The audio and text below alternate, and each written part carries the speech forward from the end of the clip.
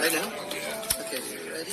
Yes, and we're back at Ohlone College, Fremont, California, in good company of Nico Kashimer, Ruben Zamora, and all the Ram fans, as well as the contingent of Ohlone fans here on this 77-degree day here in Fremont. It is a cool 77. I'm going to check that temperature as we got that coming over from 680. It's definitely hotter in the valley. Right now, we're going to go with the national anthem in honor of the ideals that we're all striving for our nation. We'll be right back with the starting lineups after this.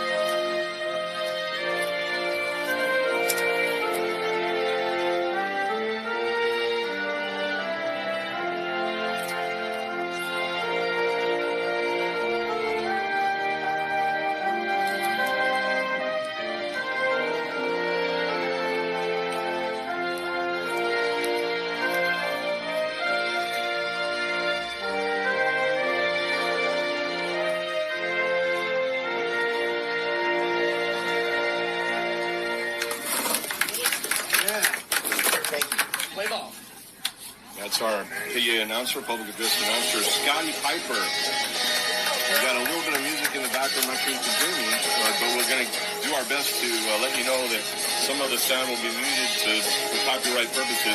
Here's the City College of San Francisco lineup. They've lost 4 in a row, but they have been a competitive team all season long. They're coming in trying to get that W to finish the season against a team that was in the Final Four for the state of California Junior College Championships last year. James Stanley out of Lowell High School, the catcher, number 22, will lead off. Matt Lee in center field bats second. Ryan Anderson in left field bats third.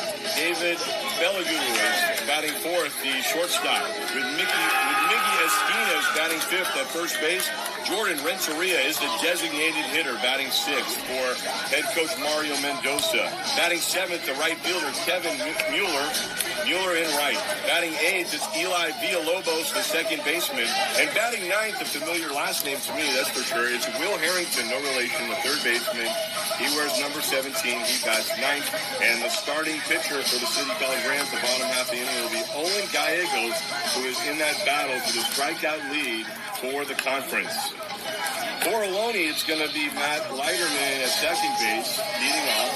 Will Lindbergh bats second, the first baseman. Jackson Nystrom bats third in left field. Mahi Tabata, the designated hitter for the Renegades, and coach Mike Curran.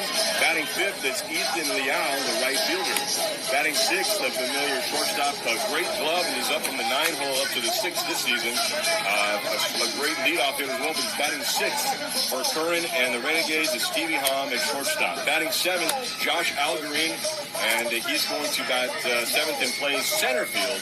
Nick Parker, wearing number 11, is the third baseman, batting eighth. And Nathan Wood, some call him Woodrow, behind the dish for Ohlone. He's the catcher, batting ninth. And Minato Teteno was a specialist. He was on the hill last year when the game ended in that trapdoor spider game where Jaden Shepard, the first baseman for Ohlone, slapped the tag on Cruz, who had a beautiful base hit, and that's the last time these two teams met. It was the 12th out of 36 wins in a row for Ohlone last year, and City took them to the hilt at Fairmont last year. We're ready for first pitch. Here's Teteno with a wind and a very high pitch, and Stanley decides to duck. He might have been better served to back away from that as the game starts at 1:04 here with our umpires behind the plate, Brian Ashbrook, and on the bases it's Miguel Richardson. Teteno looks in, a little back step towards first from the set position, and he does this time plunk in the left shoulder, Shane Stanley. So Stanley on base, and the Rams have their first runner on base. Don't want to say he's a run yet, but he's definitely on first base. For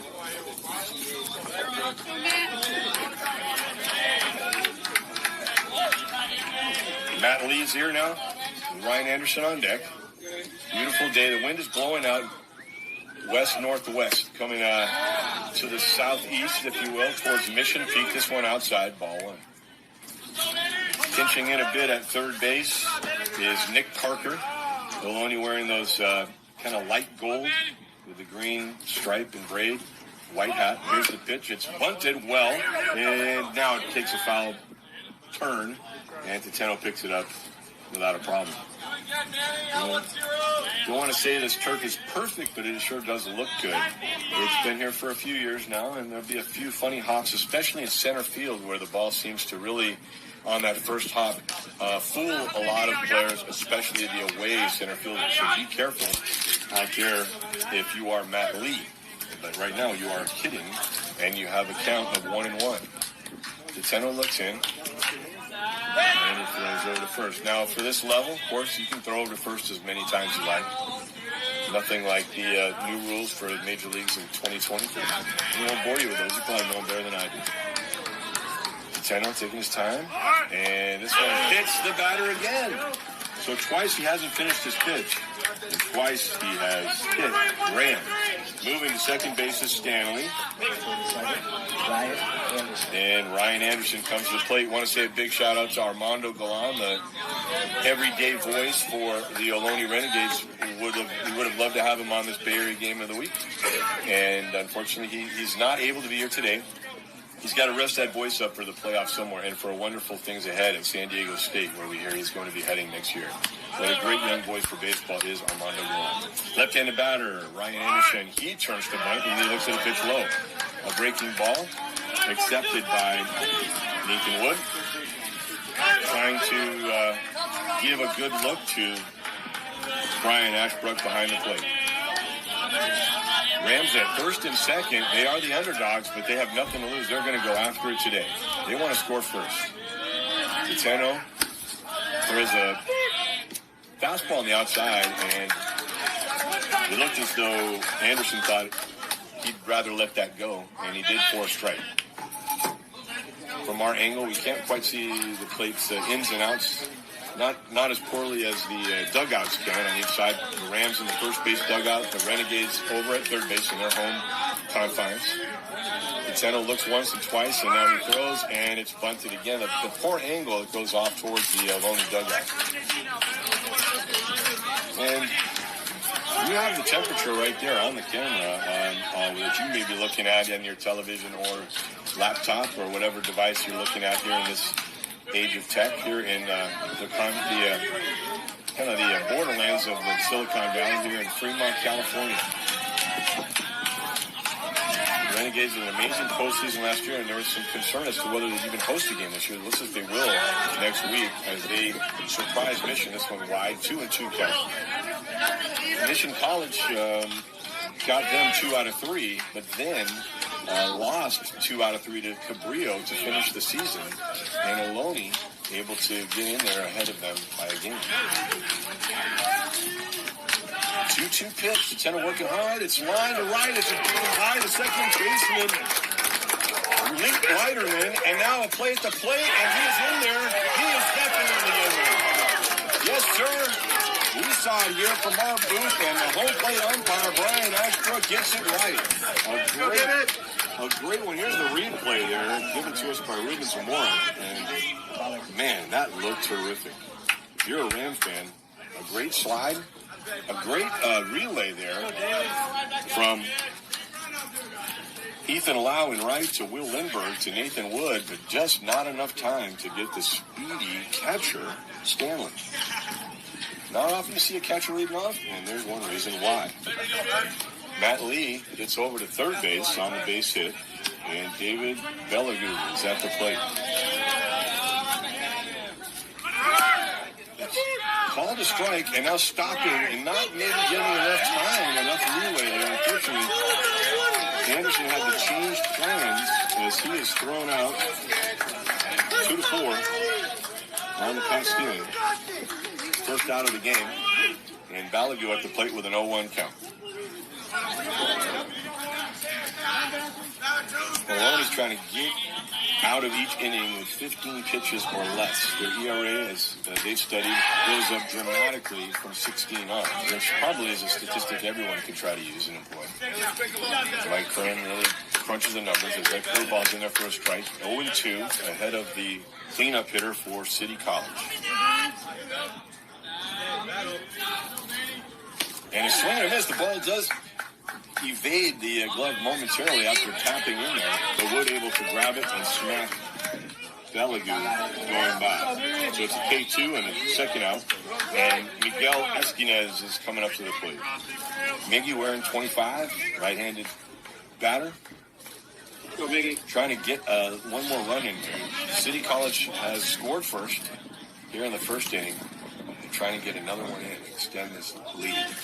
Tenno looks a little more comfortable now. He's a reliever coming in tough situations, but here as a starter, he looked like he needed to get a little more rust off here, but he didn't get off in the bullpen. And that was just a beautiful pitcher's pitch right there, flipping that outside corner. Next pitch is again called a strike. So I got to change that plan a little bit, Esquinez. If you got another difficult count to hit in.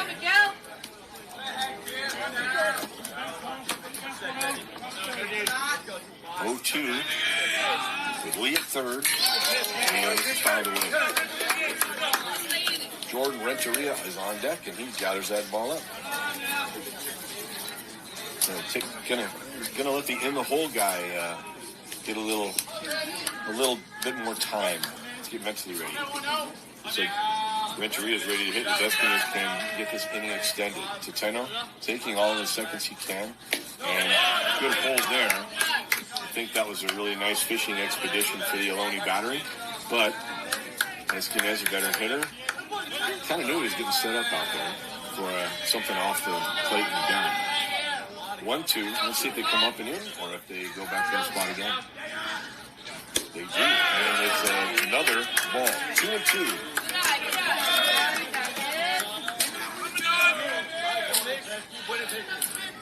Esquinez, one of the Union City contingent, kind of the San Francisco East, coming over to City College, as well as the head coach, Mario Mendoza. This one is the win. Changed the pitch, fastball bounces, and Wood's able to block it. And the count has gone full. And you got to drop something here. And, wow, a nice throw of, it looks like roofing tar paper there. But something fell out of something. And Wood didn't need it, so he passed that over to Coach Billy Kloss. And this is hit hard to third. It's gathered up well on this AstroTurf and sent over to first base. And the put out from Nick Parker to Will Lindbergh. And that ends the first inning for City College with 1 run, 1 hit, no errors, and 1 runner left on base. And we played half an inning. City College and San Francisco Rams won, and the Ohlone Renegades coming up.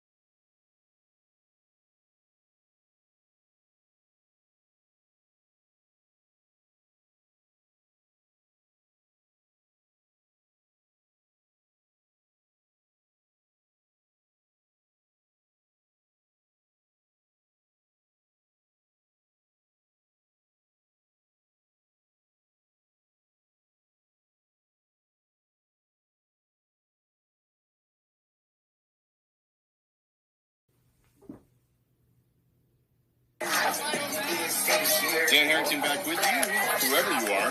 Thanks for being here. Don't worry, you're all welcome. You're not invading. We're here at Ohlone College, staring at Mission Peak, and we're looking more closely at a ball game here with Matt Leiterman, the second baseman for Ohlone, leading things off, followed by the first baseman Lindbergh and the left fielder Nystrom. This one bounces, and it's chested by Stanley. 1-0 count. Matt Leiterman, a freshman, has earned that leadoff spot today for the college coach Mike Curran. Here's the pitch, and it is in there. Fastball poured in by Owen Gallegos on the hill. Is in that strikeout competition. I believe it was 70 coming into the contest is what it had on the conference site. Harrington moves into the even with the grass. There's another fastball for Leiterman. Hoping for a little help there. 1-2. Coaching over at third base is Billy Kleins, who's also the hitting coach. This one's grounded, and really watch out in the dugout. They repeat that concern. One of the Ohlone players with a full head of hair. My gosh, that guy could sell hair and still have plenty left over. He was the closest to getting hit. 1 ball, 2 strikes. Coaching over at third base is Cole Mauter over at first, coaching for the Gays. This one bounces in, and the count even at 2-2. Around the field once again is Harrington at third, Balagu at short, Villalobos at second, and Esquinez at first. Anderson, Lee, and Mueller from left to right in the outfield. Stanley behind the dish, wearing different pinstripes than he did in high school, but kind of looking similar to that number 22. And on the hill, it's Gallegos looking in. Here's the pitch. A pointed fastball just over the glove of Balagu and into left center field. Gathered up. He's going to go for 2, and he is going to make it. No hesitation, and that's why he made it. That is the hustle double from Matt Leiterman. And he really hit it hard. I have to say, sometimes when you hit it a little bit lighter, no pun intended, you might run into second base with a little more juice, but that one was hit so hard and collected well by Matt Lee in center. And yet he's still standing at second safe. So, 3 first great pitches, 2 of them fastballs for strikes were not rewarded there. Left-handed hitter now, Will Lindbergh, the first baseman, wearing number 1 to possibly look even taller than his 6'2" height. Pitch is low and away. 1-0. Nico Kashima doing so many things for this team over here. I can't believe there's not 2 or 3 Nico Kashimas running around here at least. Got the photo, got the cameras working here for some history-making pictures.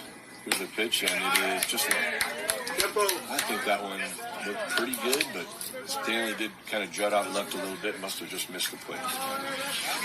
2-0. Nobody wants to be out here longer than need be, although it is a beautiful day. There's just no breeze right now. You see that flag moving out there, but where we are sitting, the breeze isn't really taking effect for the fans.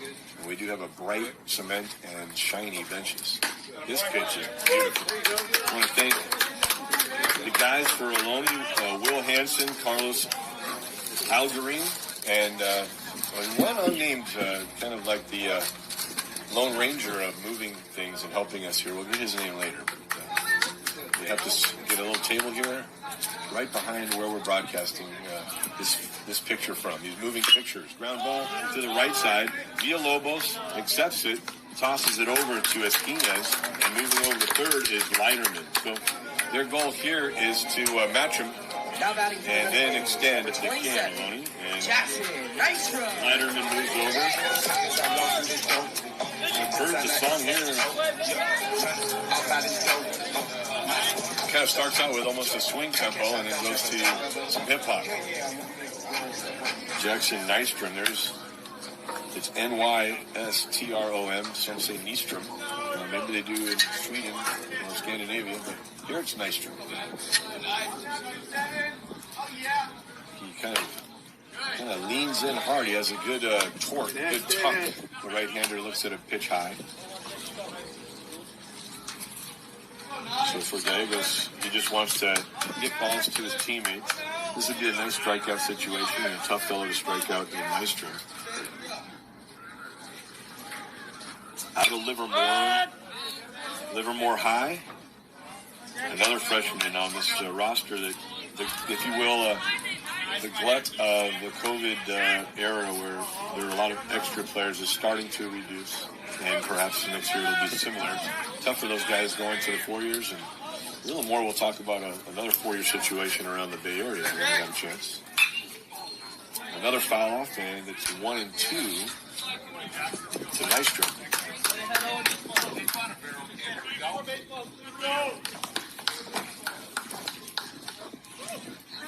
Nystrom up the leader for his team in total bases. The leader in hit by pitches with 19 in 39 games. That's a lot. And this one is not threatening enough to him. He's batting .405. 45 RBI, and he's got 12 round trippers. Tough customer. Struck out 24 times and 26 walks. Which is an amazing thing for this level of baseball. This one just missed. He just topped it, and they're going to be glad to accept that. Will City College as Gallegos induces a weakly hit ball, a dribbler that results in a 1-3 putout. And here is Mahi Tabata. Number 30, Mahi Tabata. Mahi Tabata out of Nishinomiya, Japan, and Yamagata High School. If you're watching across the Pacific, why are you awake? No, I'm just joking. I don't really know what time it is over. I have to figure that out. No, I don't. I'm here in this Pacific daylight time zone where the fellow from Japan hitting in the right-handed box. Stanley scoops, and then he does a fake throw down to first. And a nice job of running over there by Leiterman, able to stay in foul territory, and as soon as that ball hit the ground, he's ready to run, and then he juts into fair territory to block a possible throw to Harrington. 1-0 count. Thanks for joining us here on the Bay Area Game of the Week.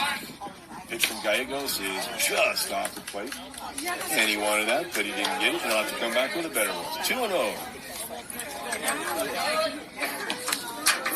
Don't know who everybody's getting yet, at least not at game time. Perhaps later today, I think it's 4 o'clock maybe, we'll find out where Ohlone will play, and we think it's here, and who they'll play against, we'll find out as well then.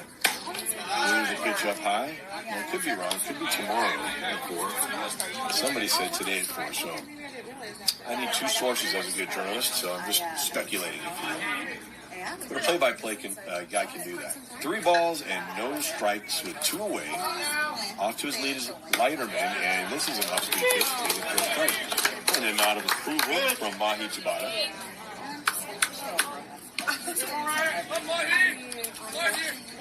About a 5'10", 195. A stocky fellow. But I don't think he's doing it on cupcakes, I'll tell you that much. Here's the pitch. It's popped up. It's going to stay fair or not? No, it's going to stay in fair territory, but only on a bounce off the mesh netting over the Rams' dugout. So new life for the batter Tabata with Ethan Liao on deck. Liao out of Dublin, a Shamrock. And he liked that green enough to come over here to Ohlone. You know, you think there'd be some Shamrocks out here, but this is all turf, and that's what they need because they want to play as many games as possible, as few rainouts as possible. This was a very rainy 2023. Here's a foul ball, and again off the mesh with a lot more force that time.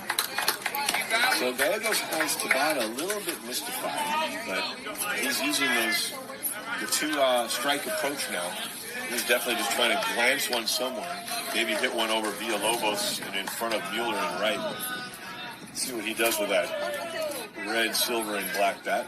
Here's the pitch, and he foul tips it into the glove of Shane Stanley, and that's out number 3. The Rams hold the lead 1-0 here after 1. No runs, 1 hit, no errors, and 1 runner left on base for the Renegades.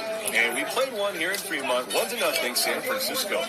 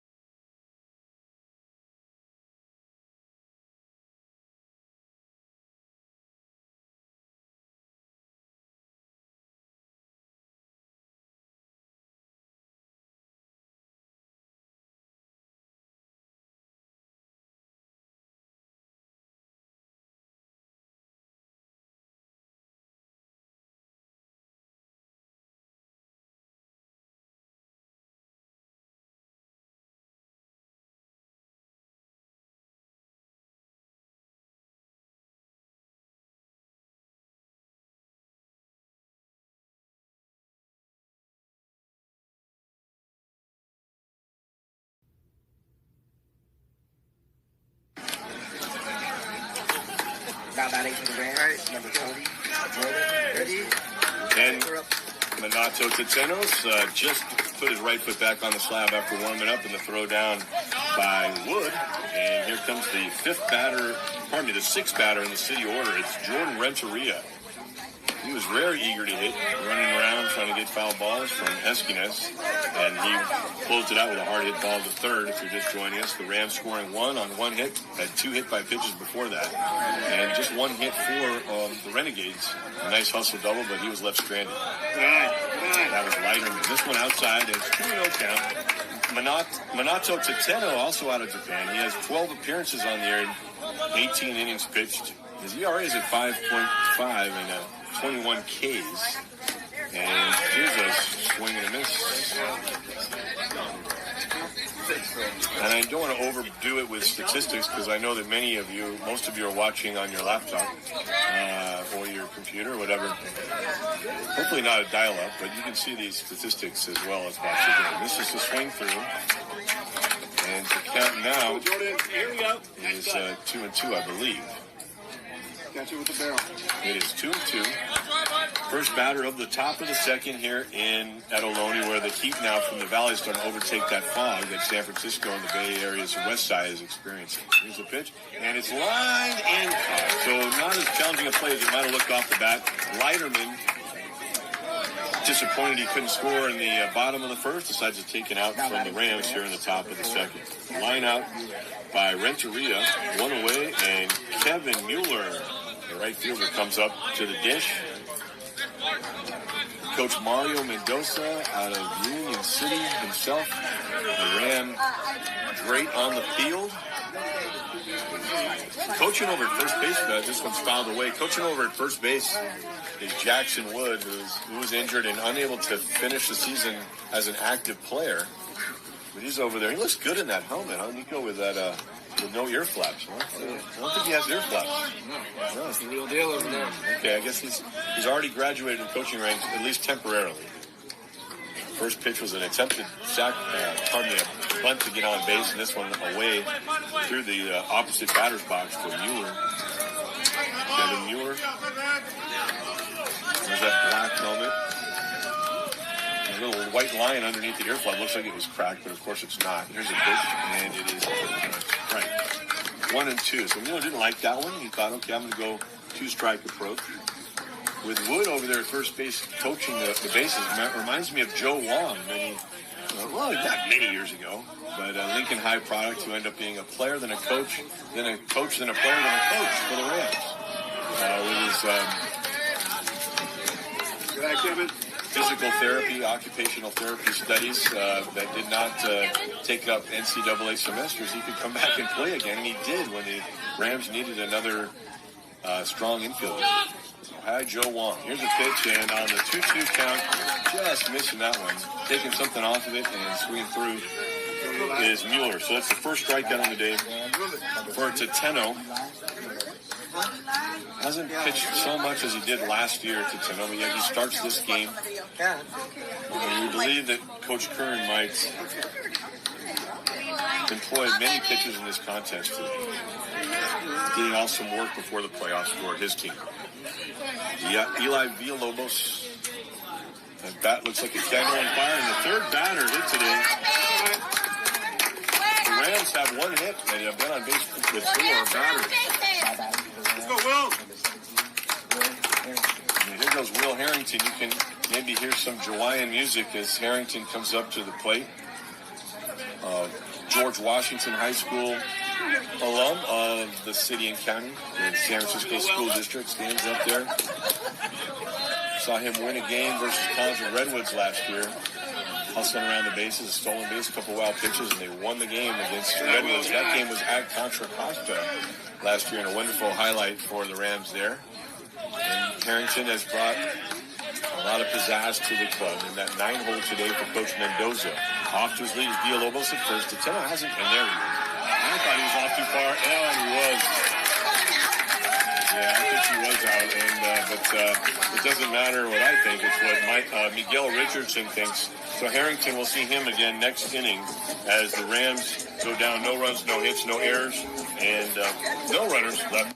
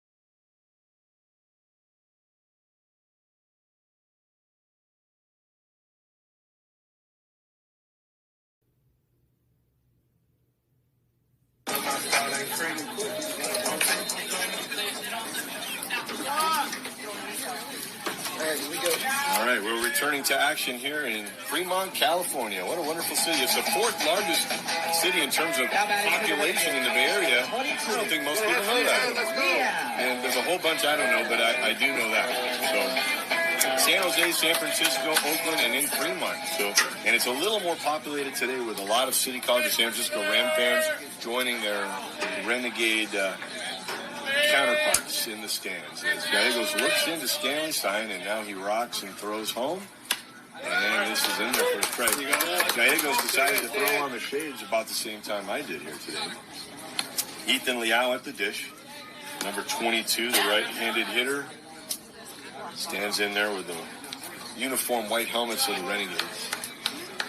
Stevie Hom on deck, the veteran shortstop. Here's the pitch. Just a little too much launch angle and then too much off to the side. That went down the hill.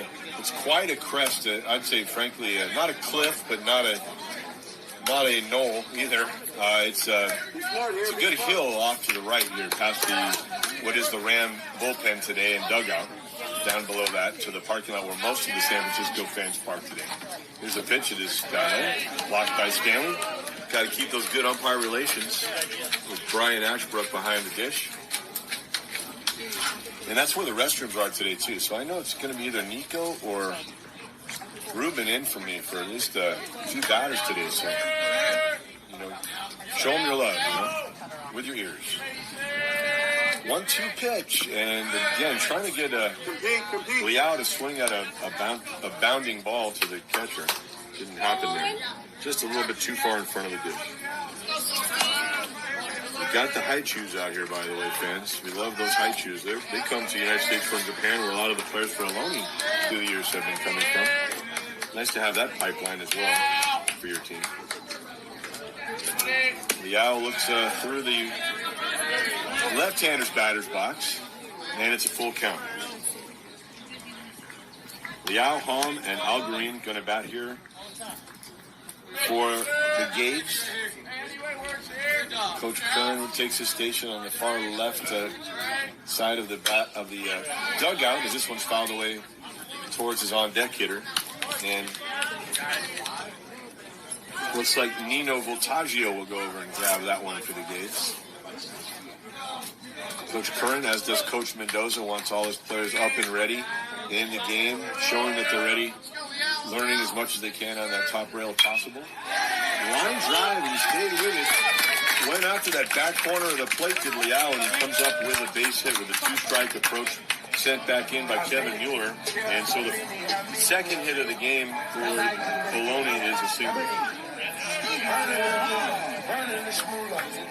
Stevie Hom, not sure, I haven't heard where he's off to next year, but I have no doubt that he'll be playing baseball somewhere with his studies as a collegian.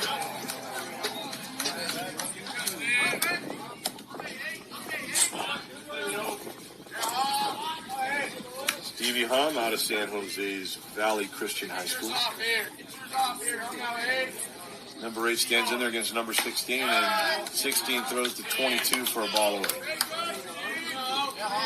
1 run, 1 hit for the Rams, and no runs, 2 hits for Ohlone. Last year it was a 6-5 score with Ohlone with a unearned run in the top of the 9th, and then stopping San Francisco with runners on 1st and 3rd and 2 outs last year. And this one grounded just by the diving Harrington. He's got to hustle back to 3rd to cover his bag, and then trying to do the same as Gallegos, and he almost runs into the home plate umpire, Brian Ashbrook, who cut him off at the pass. Anderson able to hit that ball and keep the runners at bay, but now we wonder in this part of the order if there'll be a bunt coming from Josh Algarin or not.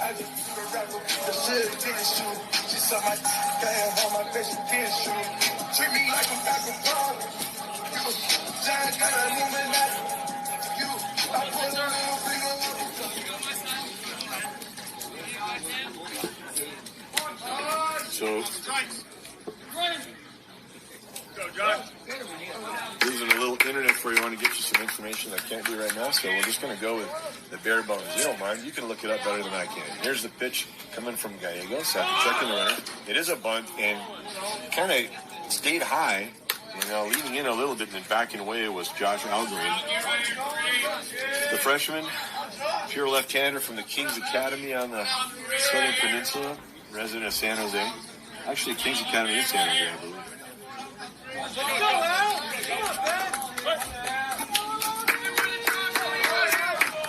Nick Parker on deck, the right-hander, is the batting order goes a lot of righty-lefty.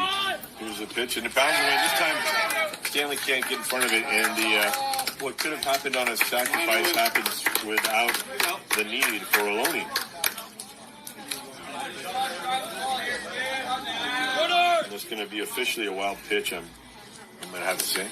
But the batters for Ohlone are usually pretty good about not swinging at those low ones. And, they're a little more apt to top shelf, but that's a very precise place between a ball, a strike, and a home run for some of these hitters. Here's the pitch from Gallegos. Hit hard, hit far to left field by the left-handed hitter. And he's able to get there. Ryan Anderson on the track. It's going to be a sacrifice fly for Josh Algarin, and this game is tied 1-1. Now batting for the Renegades, number 11. A deep drive off the bat of Algarin, and he had the jet stream a little bit, and Anderson able to get back. He knew he was going to run out of territory. Might as well get back to the track where he'd have a chance to run in on it, and he didn't have that chance, but it didn't go over his head and over that yellow stripe. So it's a tie game. And with that, staying at second is Stevie Hahn, with Liao scoring the run and getting back in that dugout. Nick Peters trying to extend the inning now and get the Ohlone Renegades the lead. Come on, Owen. Again, they have 6 wins in a row, so they've been kind of used to having the lead, at least when they dust off and take a shower. And, not so sure. It's fairly pleasant. I didn't get that read on the temperature. I know it's somewhere out here, I think. But, might be on the top of your screen. I think he went, did he? Yes. He doesn't have to ask Miguel Richardson to help. Brian Ashford called it a strike. Evening the count 1-1. Harrington playing a bit, maybe 3 steps behind the bag. He's about as far away as he can be. And we have a right-handed hitter who can pull that, so he has to be somewhat close to the bag in the event that, for some reason, Halm takes off the third. Here's the pitch, and it's a strike. With 1 out, the chances of trying to steal third are a little bit higher. You don't want to make that first or last out at third. That's kind of a mantra, one of the things that ball coaches like to tell their players. Players tell each other, don't make that last out at third or the first out at third. You're already in scoring position at second, but here maybe Halm might try to do something. He has a fake steal, kind of a jump, and Gallegos puts one just to the top of the strike zone, and Halm had to wait to see if Mueller was going to catch it. Mueller played it safe. Maybe a 25% chance that he's able to dive and catch that, and a lot more percentage that it would go by him for either extra bases or an error, and a run scored at least for Ohlone there. So we have another hit. 4 hits now in the contest for the Renegades as Stanley gives some signs to his defense. On first and third with 1 out, Ohlone often likes to fake a bunt. And then later in the game, they'll actually bunt with a big steal.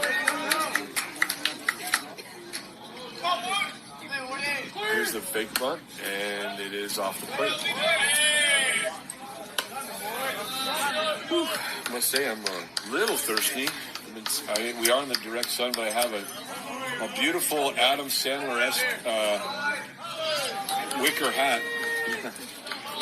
I don't want to be seen in public much, but I'd rather be seen in public here than have any other temperature issues for me. He's going to try to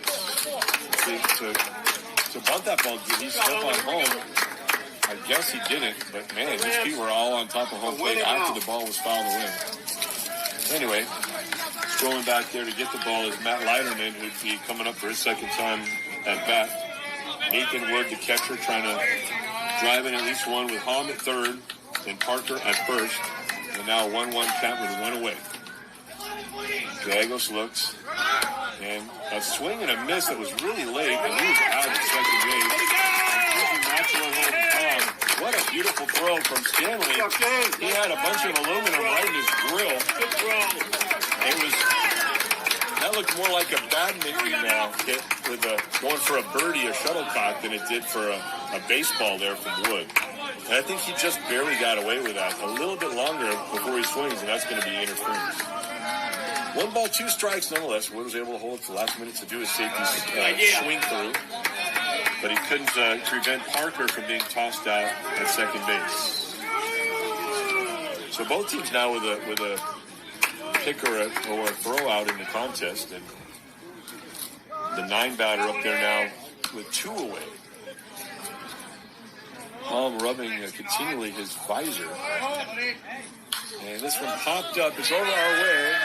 It does seem to want to go behind me. And it makes a smattering sound on the ramp behind us. We don't want to hear any sounds of oof when that one comes down, but there's really no warning on that ramp. Yeah, you just have a nice grace wall there. As Ruben Zamora was looking at crowd control, kind of trying to yell help to somebody. I don't know if Ruben or Nico golf. 4 would have been appropriate. And it's 2 plus 2 is 4. 2 balls, 2 strikes underneath, and it just leaks away. It did not touch the umpire, but Stanley had gotten just enough of it, maybe with the inner leg there. And he'll feel that way maybe tonight at about 7:30. 3 balls, 2 strikes.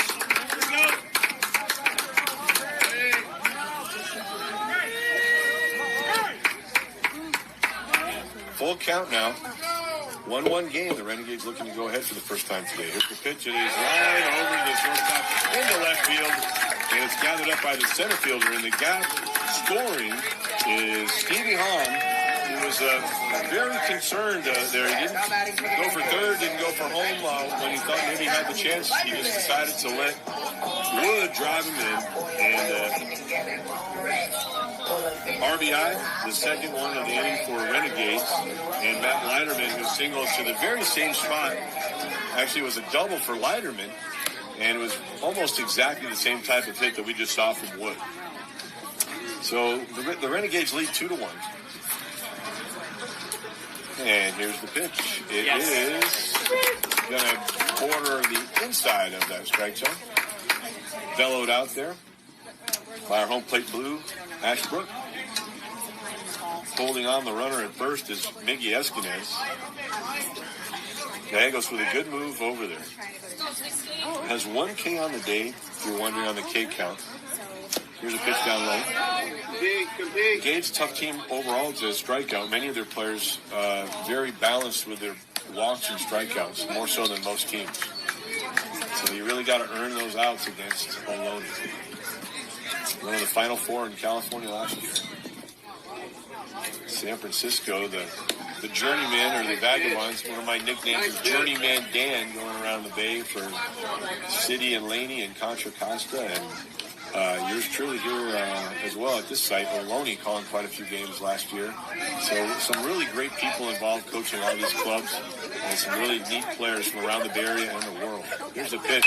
Ground ball right side. It's going to get through. No way to cover that for Esquinez, holding on the runner. And not going over to third on that one is Wood. So Wood's at second. Leiterman with his second hit of the game.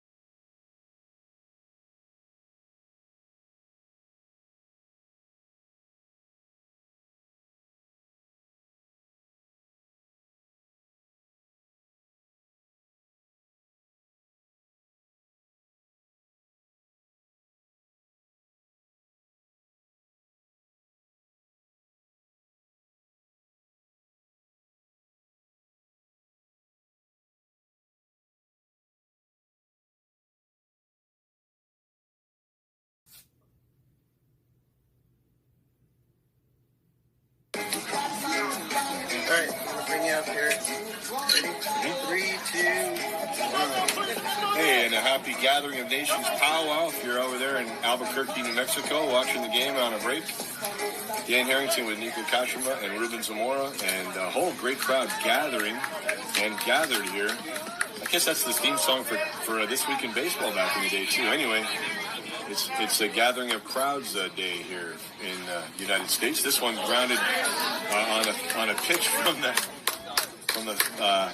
hurler Gallegos there as Stanley wanted to abruptly stop the runners, Wood and Leiterman, from gaining the next base. The Rams trying to hold on to a one-run deficit now, and they came in the inning with a one-run lead early on. And this one down low. So Gallegos also trying to save some pitches to get as far through this game as he can, although the Rams will be happy to throw pretty much anyone today. We've had a full week of baseball. This will conclude it. It's kind of the epic battle here in our Bay Area game of the week. Will Lindbergh at the plate with Nystrom on deck. Gallego throws, and this one grounded by the two fellows behind him. And the batted ball picked up innocently by Nystrom. 2 balls, 1 strike, and 2-1 is the score. The Renegades with 2 here in this inning. They've got 5 hits in the inning.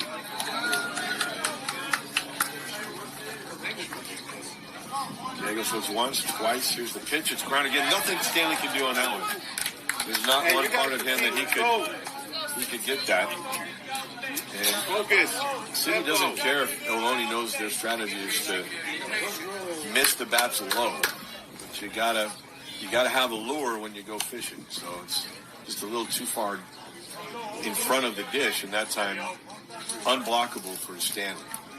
So they'll try to regather. A great count for the hitter, 3-1. They do have an open base at first. Nystrom is a very dangerous batter. They got away with a number in the first inning against him. This one grounded and nicely picked up by Villalobos. He scoots that ball over to Miggy Esquinez, and that's the end of the second inning. 2 runs on 5 hits for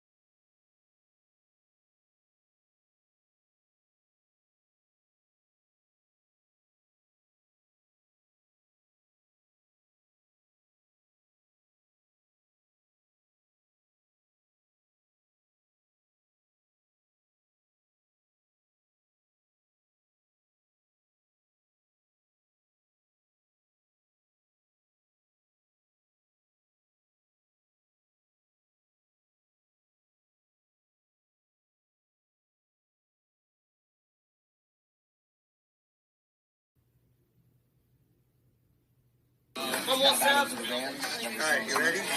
3, 2, 1. We're back here at Ohlone College with the Bay Area Game of the Week. And we've got some great Bay Area people, some guys from across the nation watching and listening to this one. And welcome to the broadcast. Started so that Jackson Woods' grandma could see the games a couple of years ago. And now it's a full-fledged CCSF baseball broadcast. So thanks for having the Ohlone side over to join the city side for this final game of the year for City College. Will Harrington looks at a strike. He was up there at the plate with the pickoff of Villalobos. He comes back up to lead the 3rd inning off. This one is taking some off. I think that was a changeup from Tuteno, and it's now 0-2. That's not really where you want that pitch, but it did look enough like a fastball to get by the bat of the right-handed batter, Harrington. Harrington also a tall drink of water. All the Harringtons in my family for generations we've been trying to get to 6 foot tall. I got to 5'11" and 3/4, but he got to 6'2", so good on you. 1-2 pitch coming from Tuteno, and that's too good to take. Strike 3. So he did get to see a lot of pitches for his next time up, but that is a strikeout, and it's the 3rd strikeout for Tuteno. And leading off, the leadoff hitter, Shane Stanley, back up. Once again, a big hello to Armando Johan. Some of your fans here, including the Nystrom family, saying hello to you, hoping you're doing well. A little delay there, and this is up. As long as he doesn't tap that foot back down on the dirt, he's okay to do some Johnny Cueto-isms. A lot of pitchers are doing that now in the big leagues. I think one of the fellows for the Yankees did the biggest one of the year, keeping his leg in the air forever. So this one fouled away, and he's going to leak out of here. Great hustle by both the catcher and the umpire on that one, getting down the line, so they could have an angle to help out their fielder and also make the call respectively. The Ohlone catcher Wood looks over for some signs from T.C. Fairfield, T.C. Fairchild. My mom went to Fairfield. He's Fairchild. He calls out some things. I'm pretty sure 515 doesn't mean plunk him in the back. So Stanley took one to the shoulder, now to the back. It's 2 on the day. And maybe Tateno is like an anatomy major, or is that or some sort of pre-med guy? He's picking all the different parts on those jobs.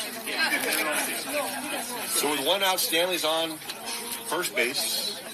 The bases are the same sizes, by the way, as last year, unlike the big leagues. He's off to his lead. He's a speedy but smart base runner, and a swing and a miss on that pitch looks like a slider from Tateno. Lee also was hit by pitch after accruing a few pitches in the count. Tateno starting off the innings a little bit rusty, but then moving better as the time goes on. This one low, and a big throw by Wood, trying to make sure his counterpart, the catcher, doesn't try to take second. Stanley back to say hello once again to Will Lindbergh. Also to say hi to Jackson Wood standing there in that first base coaching box. I don't like how coaches don't wear numbers, I got to say, but I'm not taking nothing personal here. Just can't tell me they are sometimes. One high bounder and able to tag the runner, maybe. He got him on the foot, on the bag there. Okay, so the base umpire, Miguel Richardson, says that the throw from Parker to Leiterman able to hold on to the bag. He also tagged Stanley going in, but did so gracefully so that he wouldn't get him in the jaw, which is not what you want for later on in the game in old school baseball. So a 5-4 force out, fielder's choice. And they try. I like the salesmanship. I think some of these guys might end up working at a used car lot down on Newark somewhere. Ready to go here. That was wonderful. I would have bought that car, but no, not buying it was Richardson, the umpire on the bases. This one, a bouncer, and now off into nowhere. He's got to try to hustle back to first before throw gets there, and he can't. Now he's in a pickle. And the ball gets, with this interference on the bases, someone's in his way, but he didn't run into the fielder. And so that's the end of the inning. 2-6-3-4, I believe, was the putout, and another pickup. That's a caught stealing officially. You can review this ad nauseum at home if you want later, whenever you watch these games, to make sure I have that number right. But we'll have another batter who's seen a pitch or two lead off again next inning as another runner in lead. This time is caught off base.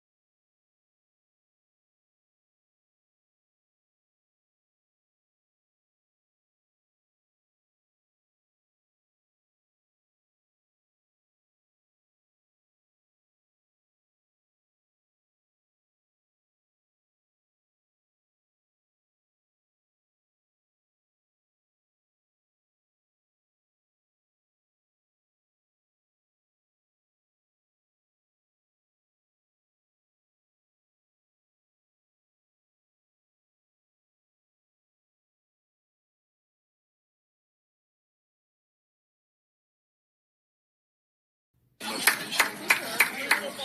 right, ready? 3, 2, 1, here we go. With Nico Kashima and Rubens Moore, Dan Harrington with you, and some wonderful fans from Ohlone and City College of San Francisco on the Bay Area Game of the Week, as Ohlone leads City College of San Francisco 2-1. It's the final regular season game for both teams. Ohlone is going to be in the postseason. San Francisco made some terrific strides, even without a dedicated home field. And they are just doing some wonderful things. City College coaching staff working in conjunction with many members of the community, trying to not just keep the program alive, but make it flourish. And they indeed have got that part right. Swing and a miss there for the first batter of the inning for Ohlone. That's Jackson Nystrom. He nubbed it out to the pitcher, 1-3 the first time up. It's going to be Nystrom. I got to remember, there's a school in Richmond named Nystrom, but it's Nystrom here.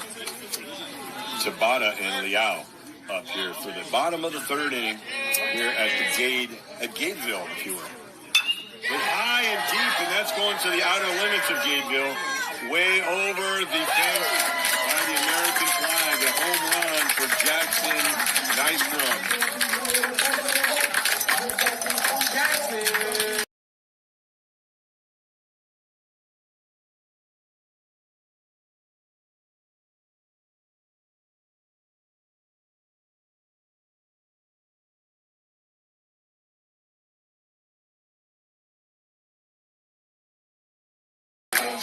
With this, I'm going to say this, yes, the conditions here, it gets a little bit of a lift from the field where it's located. The winds coming through usually go west-northwest. That's the way they have been going, either westerlies or west-northwest. Going towards that hill you have in your view. Hill, basically, it's a mountain, let's face it. It's a mountain for me if I try to climb it. I've done that twice. I'm not doing it again, I don't think. But Nystrom with a home run there for the Gates, and they now lead 3-1. Tabata at the plate, struck out his first time up. It was a ball that was caught on a foul by Stanley to finish up. It's the Rams want to take back the lead. They had it there for into the bottom of the second. Gates trying to extend. In his crouch, sitting down, waiting for the pitch. Swings and puts it into center field. Not trying to do too much. Mahi Tabata with a single into center. Now batting for the Renegades, 22, and you hear the sounds of public address.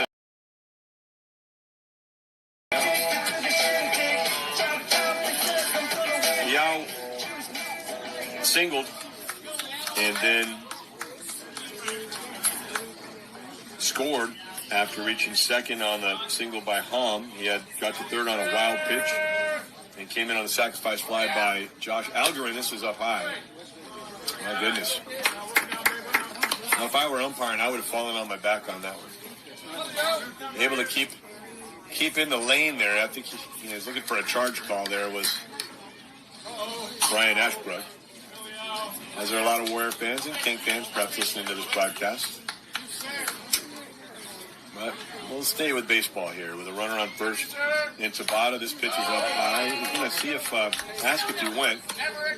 Poor angle there for the base umpire, Richardson, where he's standing out in front of the second base position.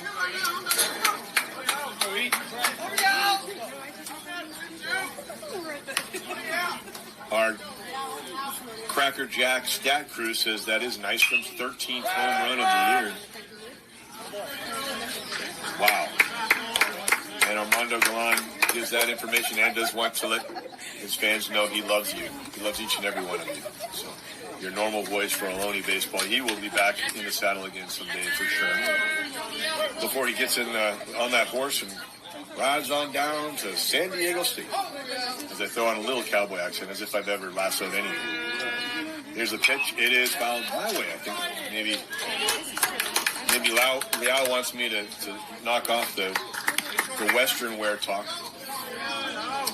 Got to burn my saddle maybe here. 3-1 is the score. 3 runs and now 8 hits. They've been, as the song goes, sprinkle me, man. They've been sprinkling all over. but still, the Rams able to keep them to a low score total for the amount of hits. They look very aggressive here as this one is off that sparkly chain link behind Coach Klontz over there. Not in the third base coach's box. It's funny how base coaches kind of tend to set up their own borders. Over there neatly is the younger coach, Cole Motter, who does a lot of recruiting now. M-A-U-T-E-R.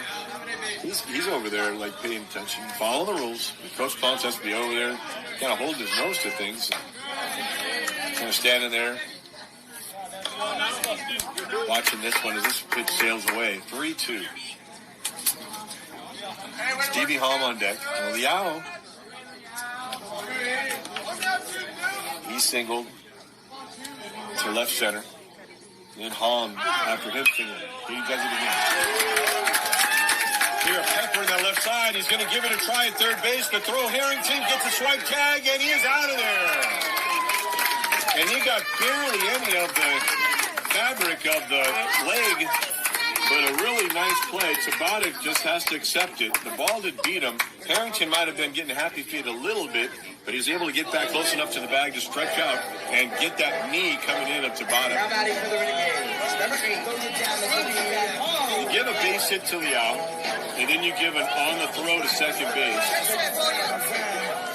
So it is another hit, the third of the inning, but there is an out there, 7-5 put out.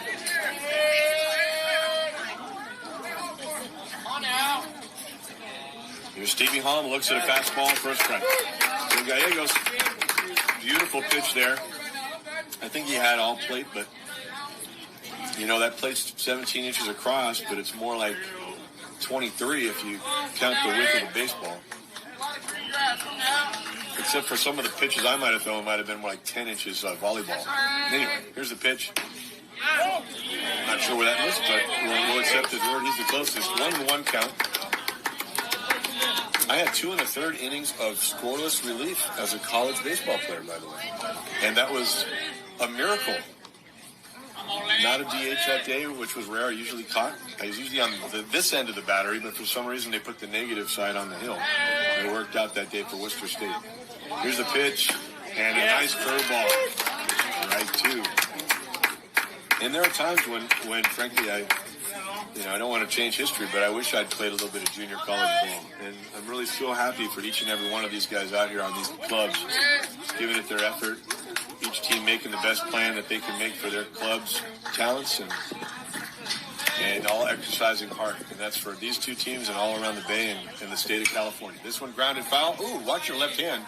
You'll be the first one to see certified athletic trainer Chelsea Baldwin over there in the Renegade dugout. She's covering for both teams today, I think. I don't know if anybody made it. Yeah.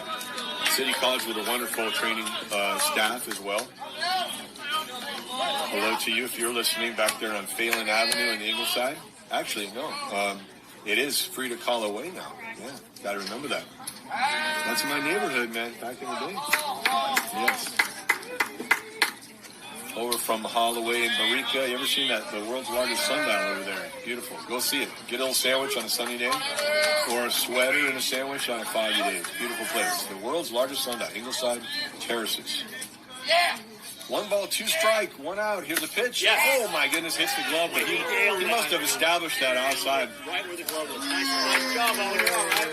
So the blue, getting a few raspberry cheers here. Is that raspberries? Okay. The Bronx cheer. Good idea. But it's okay. They're in a friendly manner at this juncture. I'm sure they'll remain that. 2 balls, 2 strikes. There you go. So just have to throw another pitch. Try to get a pitch count for it. We don't have a monitor here, so we can't tell quite how many pitches, and I'm just not apt enough to write them all down. This one off the chain link on 2 bounces. Coach Klontz, kind of like he's standing next to freeway traffic, doesn't seem to care as that ball whistles by him. 10th year for Coach Mike Curran and his staff. Coach Klontz been here for most of the way, I think maybe all of it with Coach Fairfield. Oh, it is Fairfield. I corrected myself earlier and I switched it back to, it is TC Fairfield. Okay. I'm going to demerit myself on that one. and Coach Cole Motter over at first. Here's the pitch. Line drive, center field, one bounce. Picked up there by Lee. Coming around is Liao. He's going to score. Stanley goes into second, and the ball there's not enough time for Villalobos to gather and put the tag on. He knew he had so much time. He was hoping that ball would get to his glove as he swiped to the left, and it just missed. So a base hit and another on the throw gets on to second, and another RBI for the Gades. And this is where these innings, 3, 4, 5, is where they really try pulling away from their opponents. And the city has had some difficult games. Some games get away from them the last 4, but they've been in much more than they have been out of games this year. And their losses in a tough conference themselves. Actually, I believe that their conference is much more tough than Ohlone's. This one hit high and into center and caught by Lee, and late to go to second to tag is Kong. So standing on 4 runs right now, Hom would be 5 if he could get in.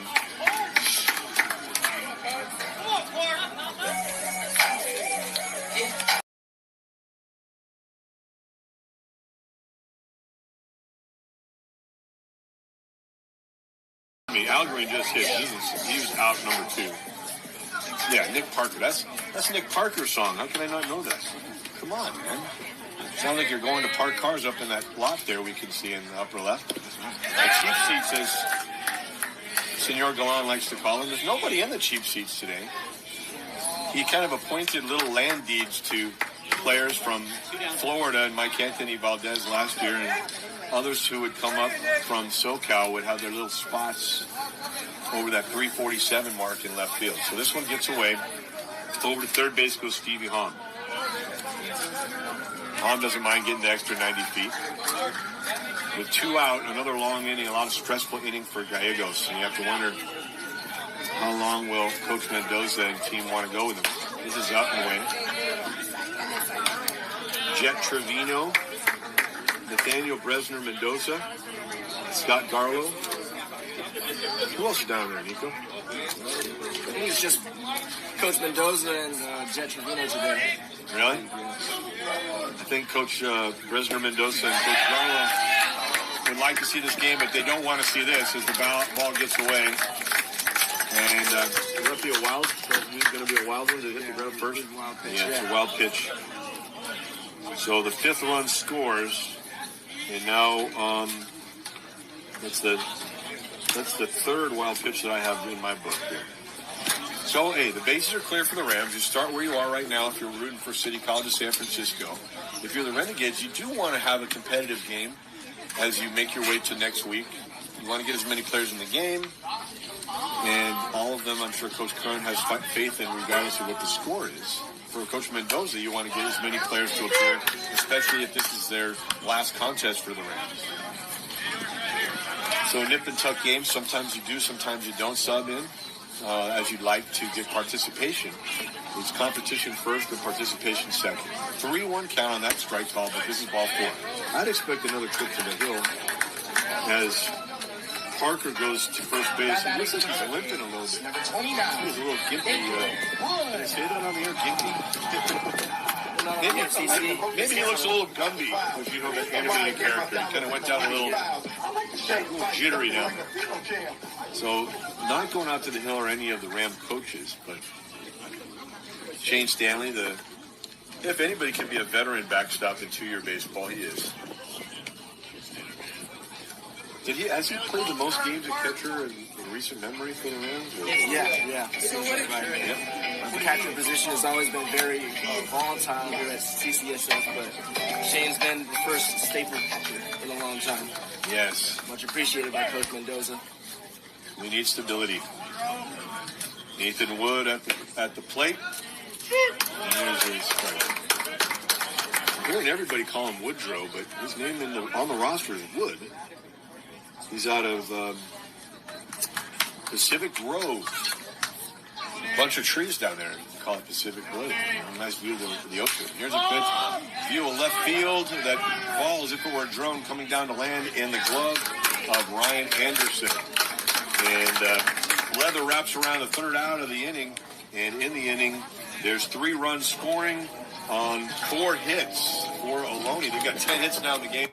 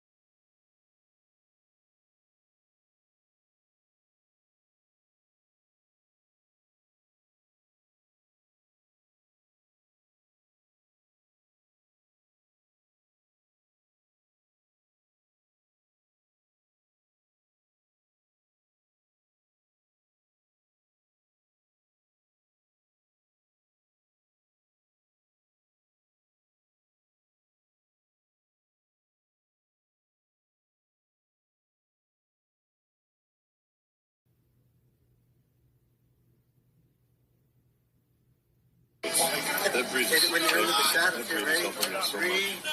2, 1. Okay, Dan Harrington with Nico Kashima. I'm going to get my third name of the game wrong there. I'm trying to concentrate. Ruben Zamora as well with me. This pitch is just off the dish. And that's a good thing for the catcher. Woodrow, not Wood.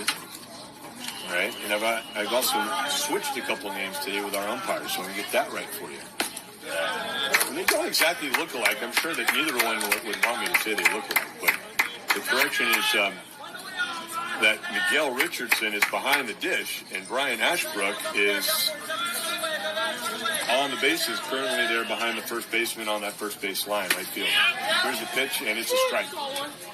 And one other name I had wrong, I think corrected earlier, it's T.C. Fairfield, the assistant coach, not Fairchild, who was the second base, third baseman catcher for Laney College this year. He had a great season for Laney. Here's a pitch, and off the dish.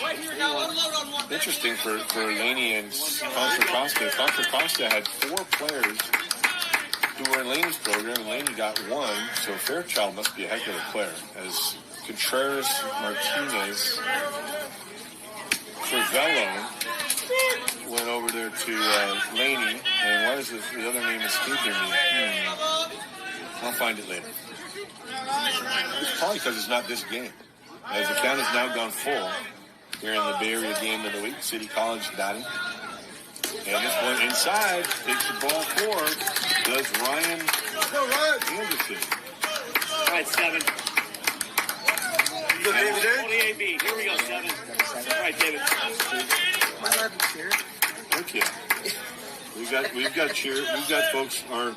We've got like one of those invisible offices, like Les Nessman on WKRP, where you can cheer all you want out of the press box, but really we have no walls, so you're going to hear a lot of people cheering. Here's a pitch. It's up high. So a walk for Anderson. Anderson wearing 47 today, not 24. David Balagu at the plate. He was a K2 victim. Fortunately, not climbing mountains, but it was a foul tip into the glove of the catcher. There's a strike, and bellowed out there by Miguel Richardson. 1-1 is the count. 5-1 is the score. Ohlone with the lead. Tateno looks the runner. Here's the pitch, and it is off the plate. Staying with that is the umpire. He's really keeping his eyes at the top of the strike zone and changing that for the height of the batter.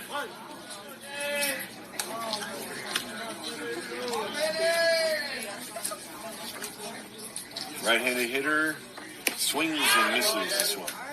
So he really was letting it fly, and that's great. That's a good count to let it fly on.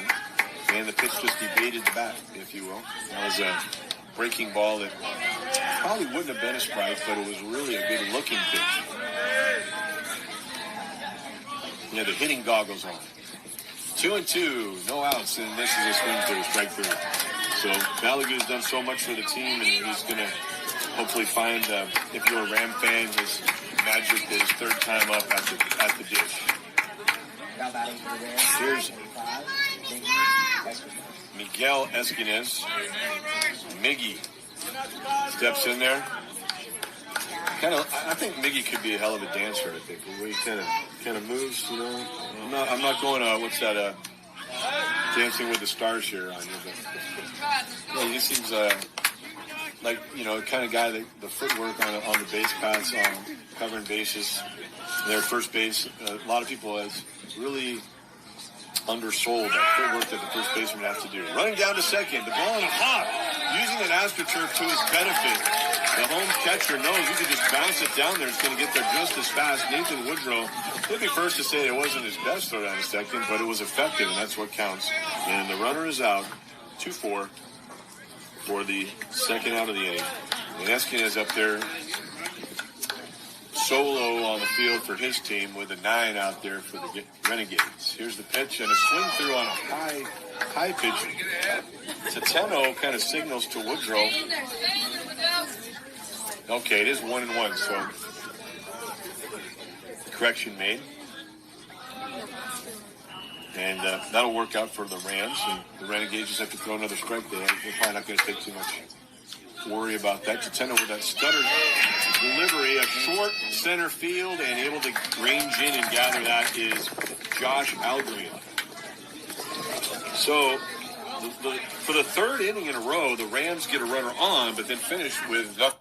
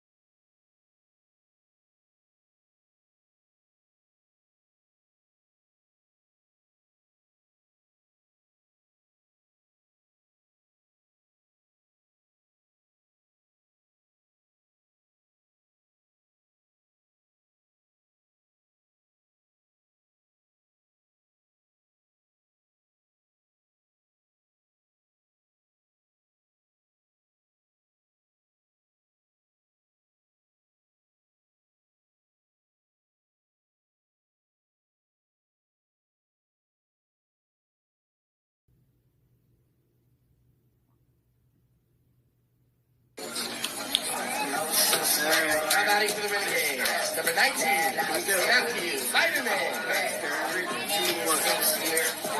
We're back on the Bay Area Game of the Week, and it's the last regular season affair for both of these teams here in Fremont, California, as City College takes on Ohlone. Thanks for joining us on a beautiful day.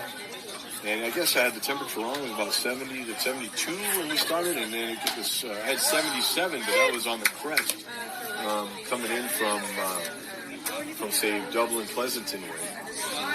For some reason, that's where the GPS wanted me to go. They didn't want me to see any fog like the rest of you guys from City College, where it might not get over 60 degrees over there today. Here's a pitch, and it's a strike two.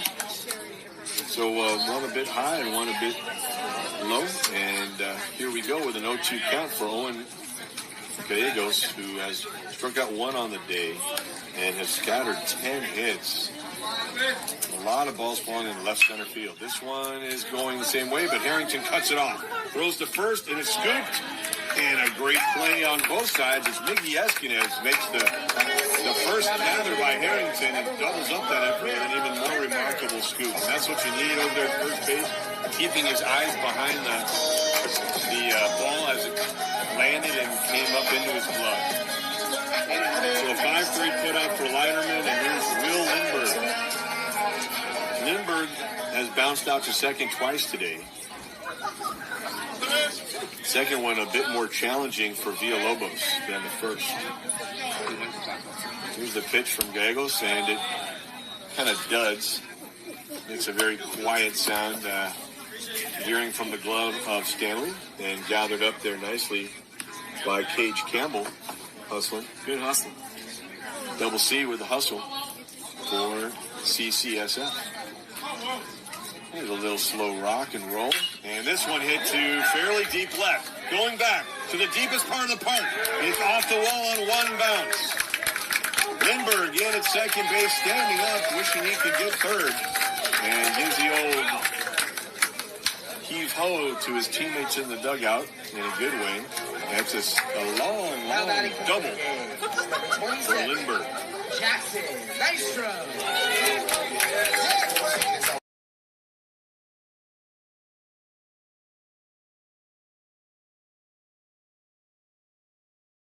Run in from second base for the Ohlone Renegades, leading their respected opponent, the City College Rams, 5-1.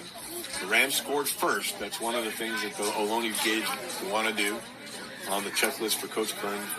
They did not, but the Rams now in that danger zone of them extending. Here's a quick run to third base and no throw, as holding his ground in the box, not interfering was Nystrom, but not being polite to run out of Stanley's clear way to throw to third. So did not check the runner there first movement, and it's a great move by Lindbergh, who, as I said, looked like he was disappointed he didn't get third base on the hit. Well, now he's got it here with an 0-1 count to Nystrom. Will he bunt? Will he hit?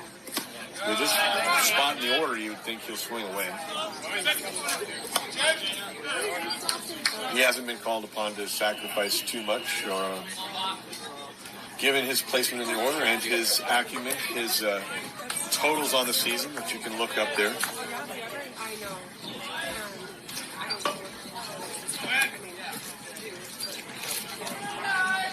Quiet moment. Gallegos looks in, and it's just nub, but this one's going to get a run in. He's going to go to first and doesn't have a chance there. So there's really no chance. He hit him more than 8, and if it's that kind of season for your batting average, you just got to love it and just ride it all the way. He's already got talent, and there he's got luck. Jackson Nystrom once again fooled, but unlike the 1-3 put out in the first inning, he is on base with an infield single and an RBI, driving in Lindbergh with the 6th run of the game for the game. Pink Panther theme for Mahi Tabata. Nice instrumental version there. Peter Sellers would be proud.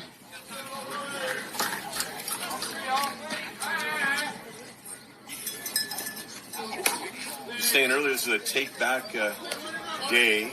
The Rams want to take back the lead, and it's actually take back your expired or unused prescriptions day.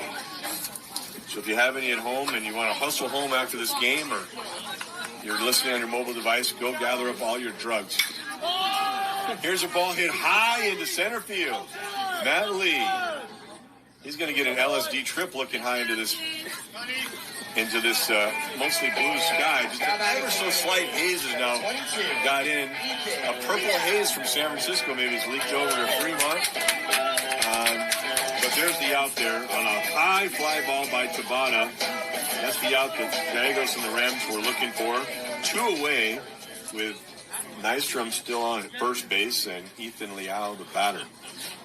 Double deuces in the right-hander's box. And pitch is high. Arms akimbo over there at third base for Coach Klons. Hasn't given any signs from there. It's as if they've got their instructions from the tower, taking their orders from the tower, being current at the dugout, the head coach for Ohlone. Here's the pitch. Bounce to Stanley, and it's 2-0. It's just that if you know that shortstop position was the rover back in the day, over 100 years ago. I don't think any of us really saw that in action much, but that rover could have been used big time today. Half of their hits have gone directly to left center field. This one to the same spot. That's more of a shortstop ball in the hole, but he wasn't playing there. He can't play everywhere. A base hit again for Liao. Liao is 3 for 3. 3 singles, all to left field. Moving to second is Nystrom. And Stevie Hom comes to the plate. We've got someone who wants Hom with Homer is a bomber, I believe. I don't think it's Homer is a bomber. But that's the call of Armando Galan. And I don't want to mess his call up. And I also don't want to jinx the batter for the Gage if you're an Ohlone fan. But I'm sure the Ram fans don't mind. It's another bounding ball to shortstop. They're going to try to get him at third, and he did not have to tag him, but he did get him on the tag. Harrington he wasn't sure where the base was, and thought, I better lean over and tag him. And so the fielder's choice works as Nystrom is thrown out, put out for the at-bat of Stevie Hom. And that is it in the fourth inning. 1 run does score on a single.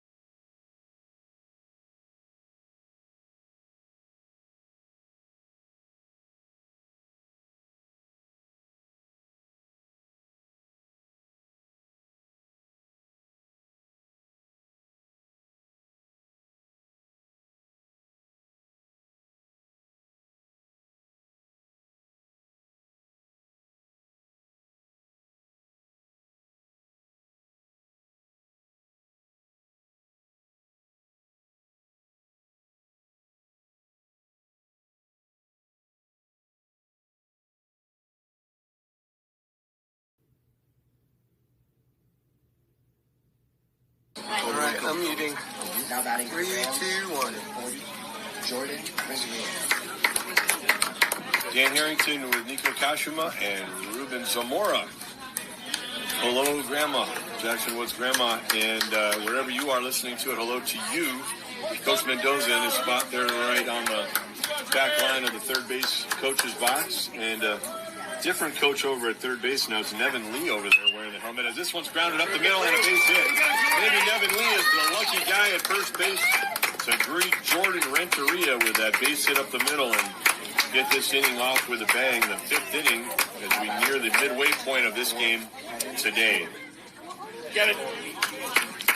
Finally some life for the Rams. First hit since the first inning. Yep. To get somebody on. Yeah, they need that hit. One hit in the first, as you said, and then they've had runners reach on hit by pitches or walks the last 3 innings, but each of them has been a victim of caught stealing or a force. So here's Renteria at first base with Mueller taking that first pitch for a ball. The 10-0 working along into this game, and this is up high. So Coach Curran, his arms kind of really petered out in the bullpen and starters in the state finals last year. And Riverside ended up being the champ. But Ohlone played well against Riverside as well as Folsom Lake. 2-1 count. 36 straight wins for the Renegades last year. Wow. Here's the pitch. All right, big deal. Here we go. Was it Cruz Costa last year? Yeah. Cruz Costa had the hit to right, and then the ball got thrown in by Valdez to Shepard. The tag on the runner, Cruz at first base. Devastating, but you know what? It was just one of those amazing games. One of the closest games the Ohlone Renegades were in all season last year, winning 6-5. I don't want to harken back on that too much, as there's a strikeout there for Mueller. Mueller there, again, hoping that he can get up to the dish and do some damage next time out. Here's Eli Villalobos. Mueller out of Balboa High, a Buccaneer. So you know those Buccaneers don't go down easily. He'll be back again. Here's the pitch, and it's just on the top part of the zone. He didn't move his head. That's not the tallest batter, but he's been setting his eyes at the top of the zone, and he stayed with it. We didn't see any shudder from the umpire Richardson there. So, no problem. Here's the pitch, and it is in the first strike. 0-2. Will Harrington on deck. Villalobos will sit by pitch, his first plate appearance. No balls, 2 strikes. This is a game the Rams need to chip away, though. I said that earlier. The gathering of nations, the powwow, they need to chip away. This time they can't. This one off the plate, the swing and a miss, that one low and away. And another strikeout for Tatena. 6 strikeouts now for Tatena.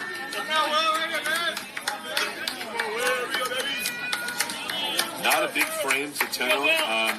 He's out of Tokyo in Kasumigara High School. And he's 5'8", 160. So I think he might have added like 3 pounds from last year. I think Coach Fairfield, his pitching coach, took him down to the quarter-pound burger place at the end of East 14th Street a few times.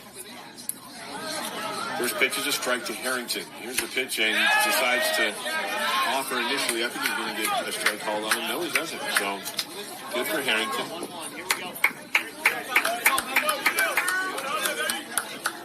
Harrington again out of Washington High. That's my dad's alma mater, too. So a lot of similarities, a lot of coincidences for him and me. Last name, my dad's school. My first number out of high school was 17. It's pretty cool. Here's a pitch. Right, the Ingleside Invaders, the last San Juan baseball team in San Francisco history. Number represent, and number 17. I got to ball one time with Chris Mullen at St. Mary's, too. And the only reason I was picked for the game was because I had sneakers. There's a pitch and it's down low outside. Everybody else had some sort of cool shoes, and I had on, something I could run up and down the court with. So got the job done, huh? Got it done with Chris Mullen over at St. Mary's back in, I don't know, what year was that, 94 maybe? Yeah, 93, 94. Anyway, Will Harrington's the guy at the plate right now, the 2-2 count. Here's the pitch, and he looks at another one just off the plate. So staying with it, and you got to credit the umpire on that. That is a tough pitch to keep in the ball column when the home crowd and the home team wants you to get that. The catcher's glove didn't move, but he's off the plate. He clearly set up too far out, and the umpire stayed with it. Harrington trusts the umpire, and here's the full count pitch coming with 2 outs. It's outside, and scraping through with the shin guards to collect that one is Woodrow, and a walk for Harrington. No matter what Harrington does, he gets a lot of pitches. Something that's not always rewarded in travel ball at a younger age, or even in high school ball. People want the aggressive hitter, but when you have better umpires, you're going to get a better result like that. He trusted the umpire here at this level, and it worked out. I'm not saying do that every time, but Stanley now at the dish. 2 runners on as Renteria moves up to second base on a walk by Harrington. Here's the pitch from Tatena, and is grounded to third and gloved, able to snag that. He wasn't able to get in.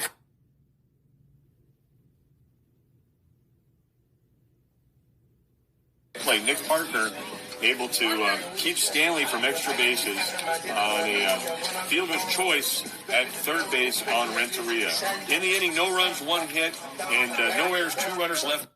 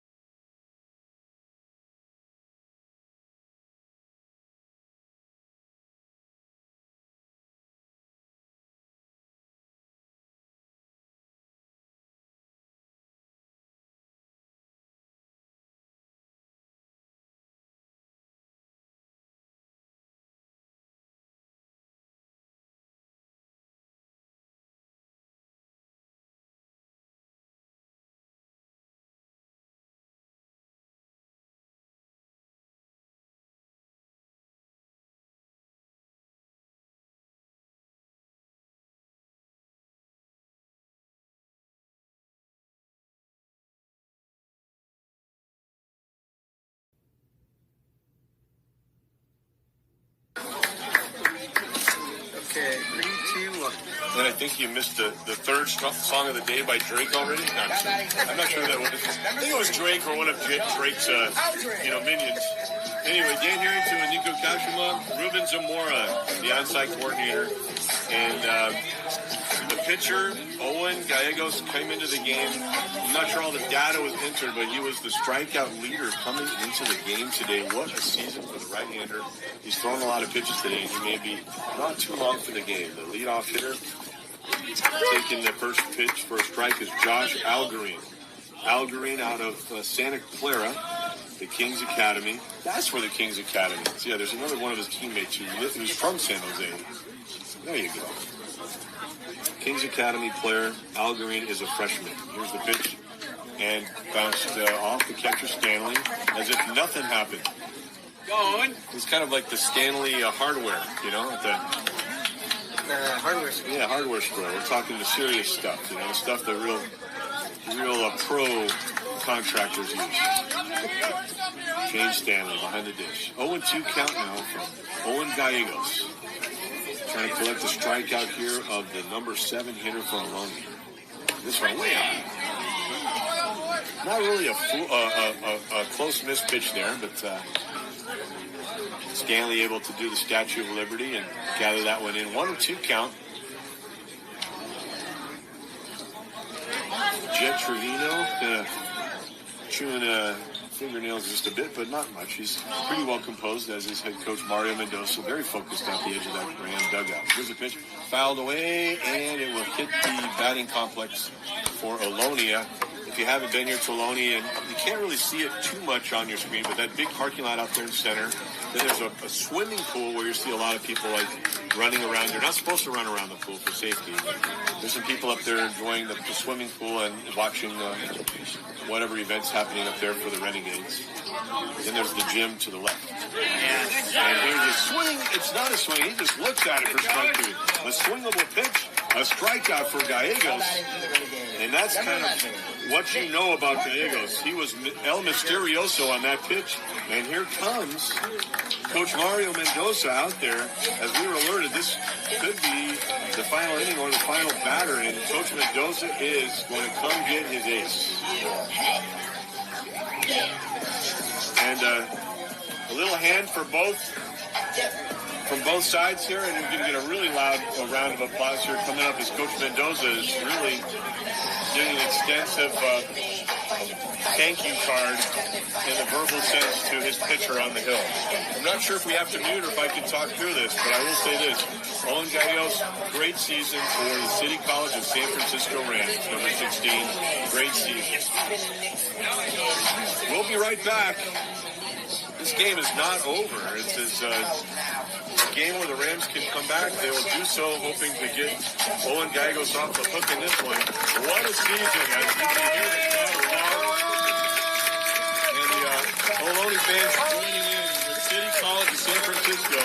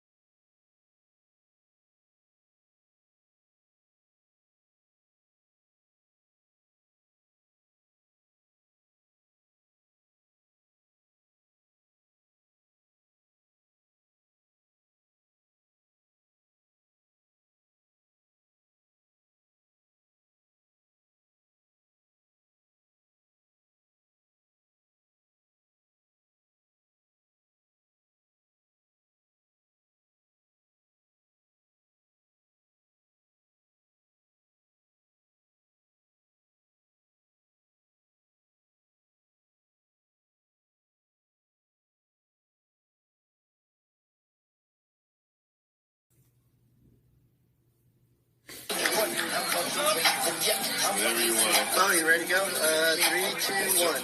Now batting for the Jays, number 11, Nick Parker. As the PA announcer, Scotty Piper announces Nick Parker, the next hitter. He'll be the first hitter for the new pitcher, Angel Acosta. He's 6'3", 165, but I'll tell you, I think he might have undersold his height here. He's from San Lorenzo, Redwood Christian. He's got 3 decisions, all losses on the year, 4.60 ERA, and he's looking for a comeback win for the Rams, maybe collect his first W on the season if they can get some scores, as the first pitch is poured in for a strike. And this one's fouled away. Let's see if there's any more we want to say about this young man. My eyes can see. Let's see.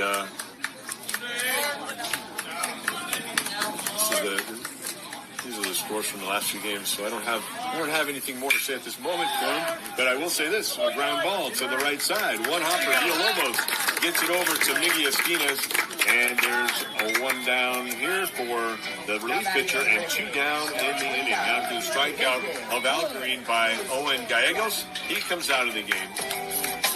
Much kudos to number 16, and now Angel up there on the hill trying to do his part for his club. Nathan Wood, the batter, has had a great day behind the dish. He's got credit for how many, including that one that was touched by at least 4 players. He has a caught stealing in the first, a caught stealing in the third, a caught stealing in the fourth, and he's got 3 in the first 4 innings. That's pretty good. So a catcher will take that, but he's not planning to retire just yet from this regular season for the Gates, as that one's fouled off. That's the first pull noise. Sounds like the Gong Show back in the day. This game has plenty of distance here. We don't need that gong going off. Here's bounded off the lower part. The very bottom part of the backstop is cement, and a bounce back hard. And on that angle, the rest of it, about 7/8 of it, is cushioned on the top. And then the catcher pretty much has to go hard at that wall, slide and throw back to home on anybody coming to the plate. And you have to know that you're giving up 90 feet at anything by the catcher otherwise. This ball low. Pitch low, and it's 2-2. Nathan Wood has a single in the second. Was left on third, reaching there on a wild pitch. And then a fly ball to left ended the third inning. This one, another fly ball to left. It's back to the track. At the track. He holds up and he makes the catch.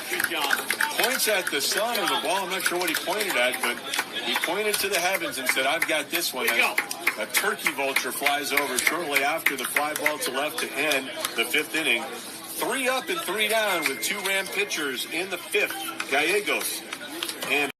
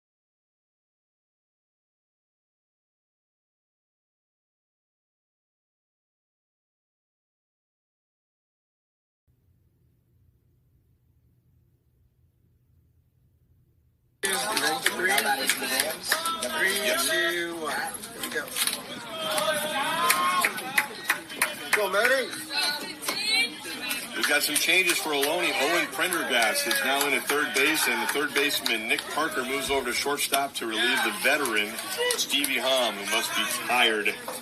Wants to save his strength, that sophomore.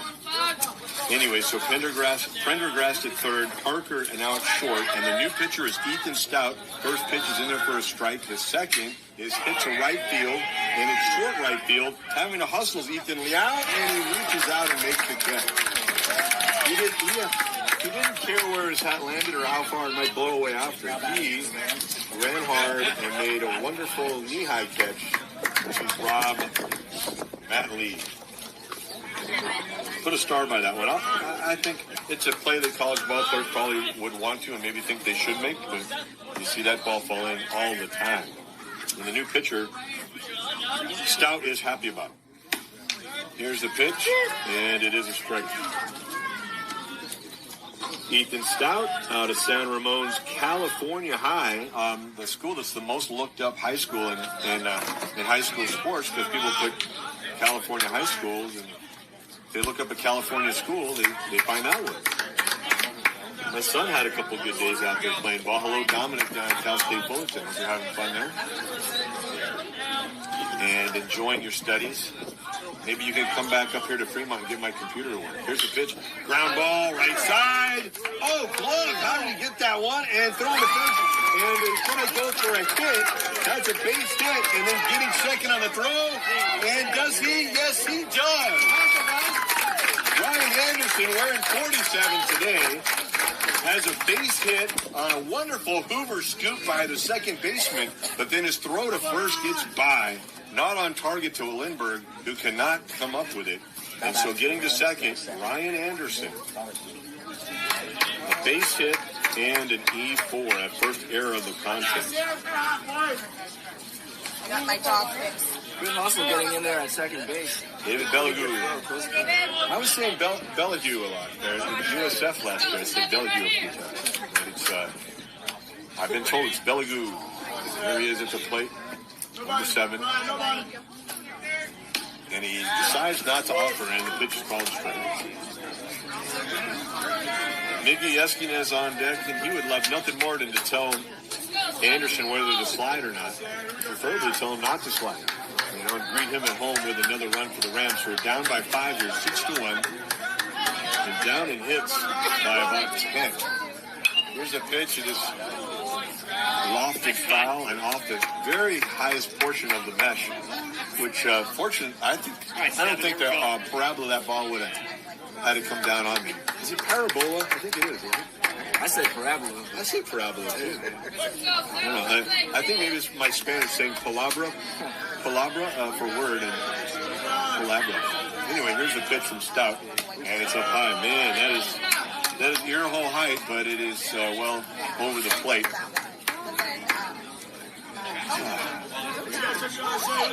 I'm still recovering from my second concussion in college, too. So every time I see a pitch like that, and when you get older, you don't want, kids, stop running, you know, because you project you can't do that. You would fall if you do what they're doing. So he doesn't care.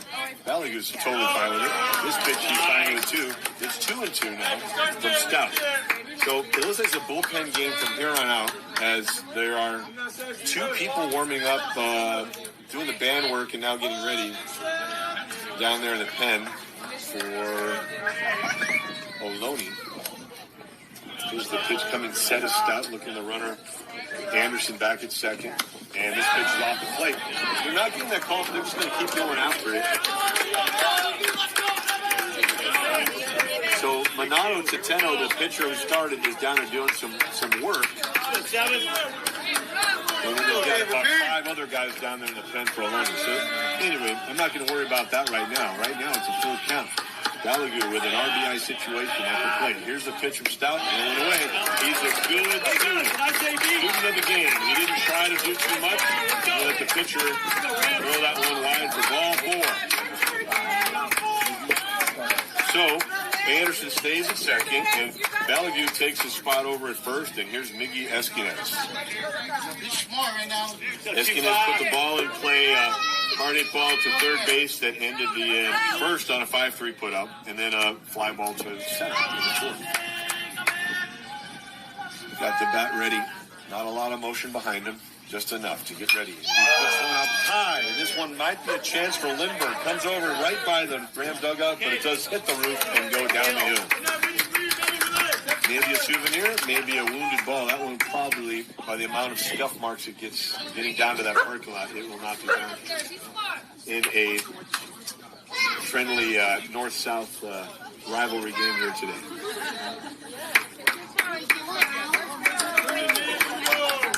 Ohlone at the top of their conference and San Francisco at the bottom, but again, I do think that the city conference is more top to bottom.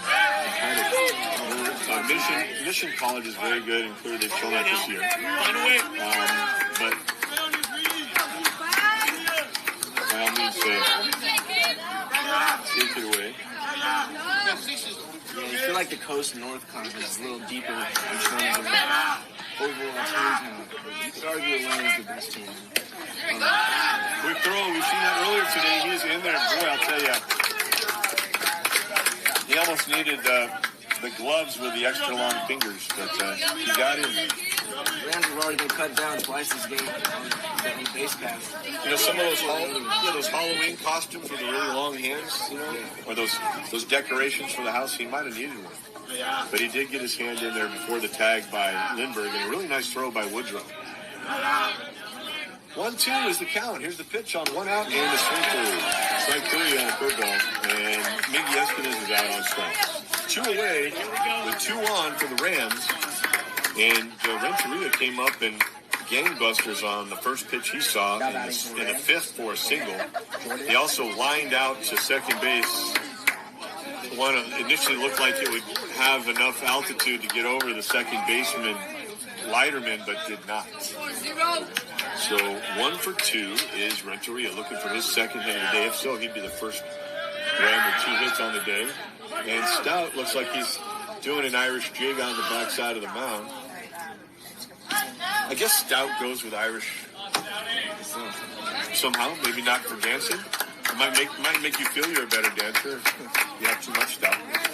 Great last name, man. Great last name. Here's the pitch as Ethan takes his look to the catcher, and he took something off that one. Really, I wonder if he's throwing an okay change right there. That was a really nice one. I think that's the best change I've seen the whole day from anybody. It was a tough one for Renteria. They had it planned for him after he came after that first pitch fastball last time up. The expanse of Green Hills will be turning brown as the summer goes, despite all the rains we've got in this amazing 22-23 rain season. This goes down low. It's a great backstop. They've got the 4 poles, but the top of their batter's eye, which is green, is actually missing the top layer. So you got four metal poles, which kind of match the power lines, towers behind them. Stout had enough of me talking about the backdrop. And he throws to first, and he's in there. And a nice hurrah from all the players staying alert in the Ohlone dugout.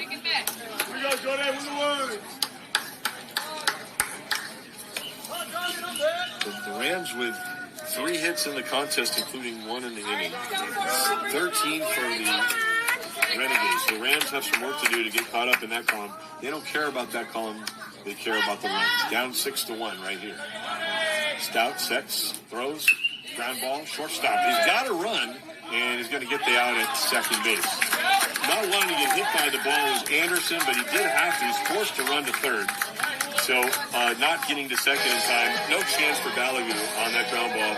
6-4 putout ends the 6th inning. But no runs, 1 hit, no error.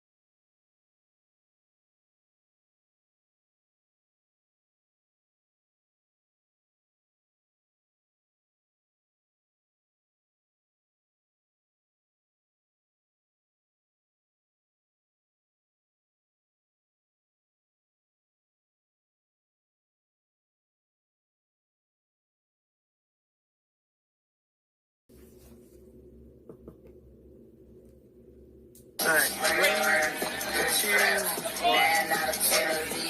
All right. Angel Acosta getting some of that real dirt they have on the mound here. This is not a mound that has turf. So it has clay, but that's the only spot on the entire ball field, diamond and expanses, that has dirt. So he's getting a little bit of real American dirt right there behind the mound, and he's ready, standing with that glove just under the eyes, Dave Stewart fashion. It doesn't do any good. It does not intimidate the batter here. This one is lined down the left field line, 2 hops to the left fielder. A quick throw in from Ryan Anderson, but no play at second base. And a leadoff single for Matt Leiterman. Pardon me, double. Now batting for the game. Number 1. I tried, he turned a single into a double in the first, and I tried turning the double into a single right there. So Matt Leiterman didn't hit it nearly that hard, but it was kind of a pretty soft liner, and I say pretty in the, terms of cosmetics, it really looked good. If you're the batter, especially as you start running and turn away from it, Leiterman hustled again into second base. So he's 3 for 4, 2 doubles and a single. Lindbergh, the number 2 hitter in the Ohlone lineup, is up next with 1 double himself on the day and 3 at-bats. He's also grounded out twice to second. Takes that one up and away. Up and away, and my beautiful balloon. Gosh. Some of the terrible songs I've listened to in my life. No, no fair. That's not nice. It's really nice. Beautiful song. Don't listen to it at a ball game. 1-0 count, and he's going to throw a 180 over to second base. Gathering that one up is David Balagu. Giving a sign back to his pitcher and what he's going to do next. Angel Acosta, the second pitcher on the day for the Rams. All 6 runs charged to Owen Gallegos. All but one of the 14 hits. The Rams are really going to need Angel to go deep in this game here. One of the big off-season acquisitions by Coach Mendoza. Doesn't walk a lot. Just has a pretty high strikeout per 9-inning ratio.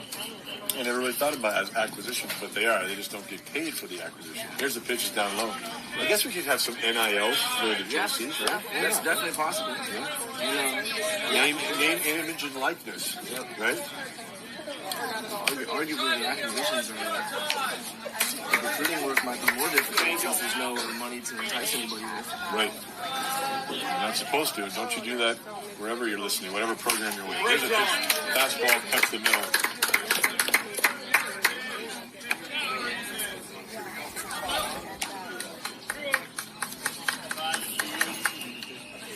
Harrington playing even maybe a step back at third base. He leaps, and the ball is outside. The pitch doesn't make that strike zone, and getting first base. So give a 4 situations to the Rams. Is Lindbergh. Lindbergh on it first, Leiterman on it second, and Nystrom, the batter. Now pitch running into the game. 13.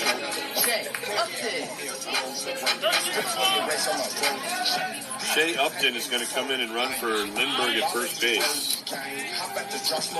Nicely announced by Scotty Piper.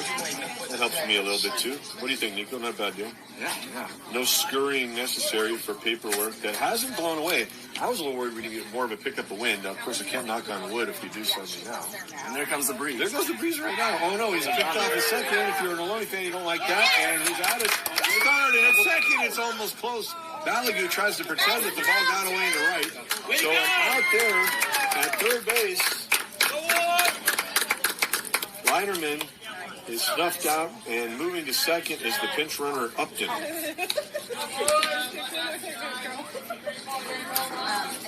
145. 145. 1 plus 4 is 5. Okay, got it. I know that 6-4-3 equals 2. I know that one too. Here's the pitch, is up high, and yet he's going to swing at it, and it's a strike. I'm not sure that would have been called a strike, but he really wanted it. So you're the guy with the scorebook. That throw to David Balagu there. You write that on. The out was registered at third, and then if another out was registered at second, then you would give a 5-6 put out there. Yeah. Here's a pitch down low. It bounds away. And Stanley, I don't know how he got over the right leg Nystrom, but he did.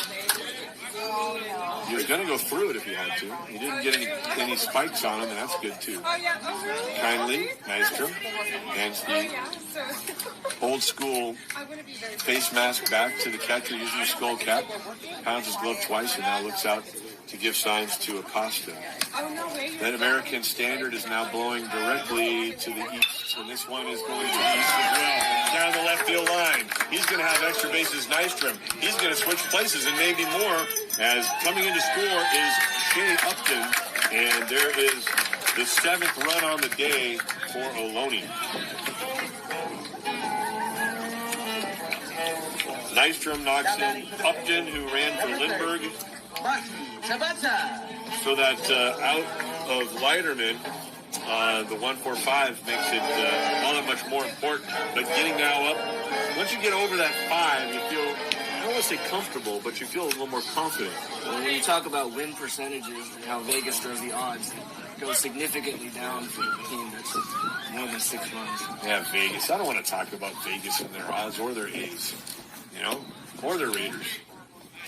If you like Vegas, there's plenty of nice people, plenty of nice things to do there. I liked minor league baseball there.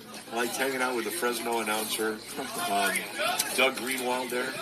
One time, it was a good time. But, anyway, yeah, Vegas makes their odds, and I guess the A's are making theirs and moving from Oakland. Vegas has done no services to the game. Throw back down to second. This time, Villalobos takes that, not really effort to pick off, but just to keep that runner honest there, and Nystrom at second base after his double down the line. Yeah, the A's, gotta love them. I have nothing against the players, never have, but I do find the possibilities are not good for Oakland here in this case to get another team. So whatever can be done to keep them there. The Fisher family, a longtime Gap deal. The owners of the Gap, I believe, the San Francisco company that started in the Ingleside district up from City College, by the way. And Fairfield in Ocean. Fairfield's the assistant coach's name for Ohlone. Whoa, not just joking. But yeah, that's where the Gap first was. Fairfield and Ocean Avenue in San Francisco. Here's the pitch. It's up high. Did it get some of the shoulder? He says it does. No, he got the left forearm, he said. So he got the elbow guard, and always strategic to wear that elbow guard as low as you can, so when you bend your elbow, it sticks out. And I'm not at all in favor of that. As a guy who never wore an elbow guard, I did a bunch of times. Somewhat because my brothers on my college team talked a little too much smack ahead of me a couple of days. But the rest of the guys real calm. Everybody's a nice guy. I was the guy who got it for their smack talk. So here's Ethan Liao. He is 3 for 3 on the day. 3 singles, and he's going for 4, and he swings and misses there. Angel Acosta making the right side a bit nervous, but he looks like he's got his plan ready. He's doing fine. A little bit of signal giving from the runner at second, Nystrom, and then staring at him and at his second baseman, Villalobos, was the pitcher Acosta. Here he looks into signs for Stanley. Ground ball left side. He's not going to be able to get over there. Is the shortstop Balagu, and then a run coming home, and he's going to come in without a throw to the plate. Barrington had to cut that one out and keep the runners at first and second respectively. 4 for 4 is Ethan Liao with 2 RBI, and he's on at first with Tabata moving to second. Scoring on the play was Nystrom, and it is 8-1 in favor of Ohlone.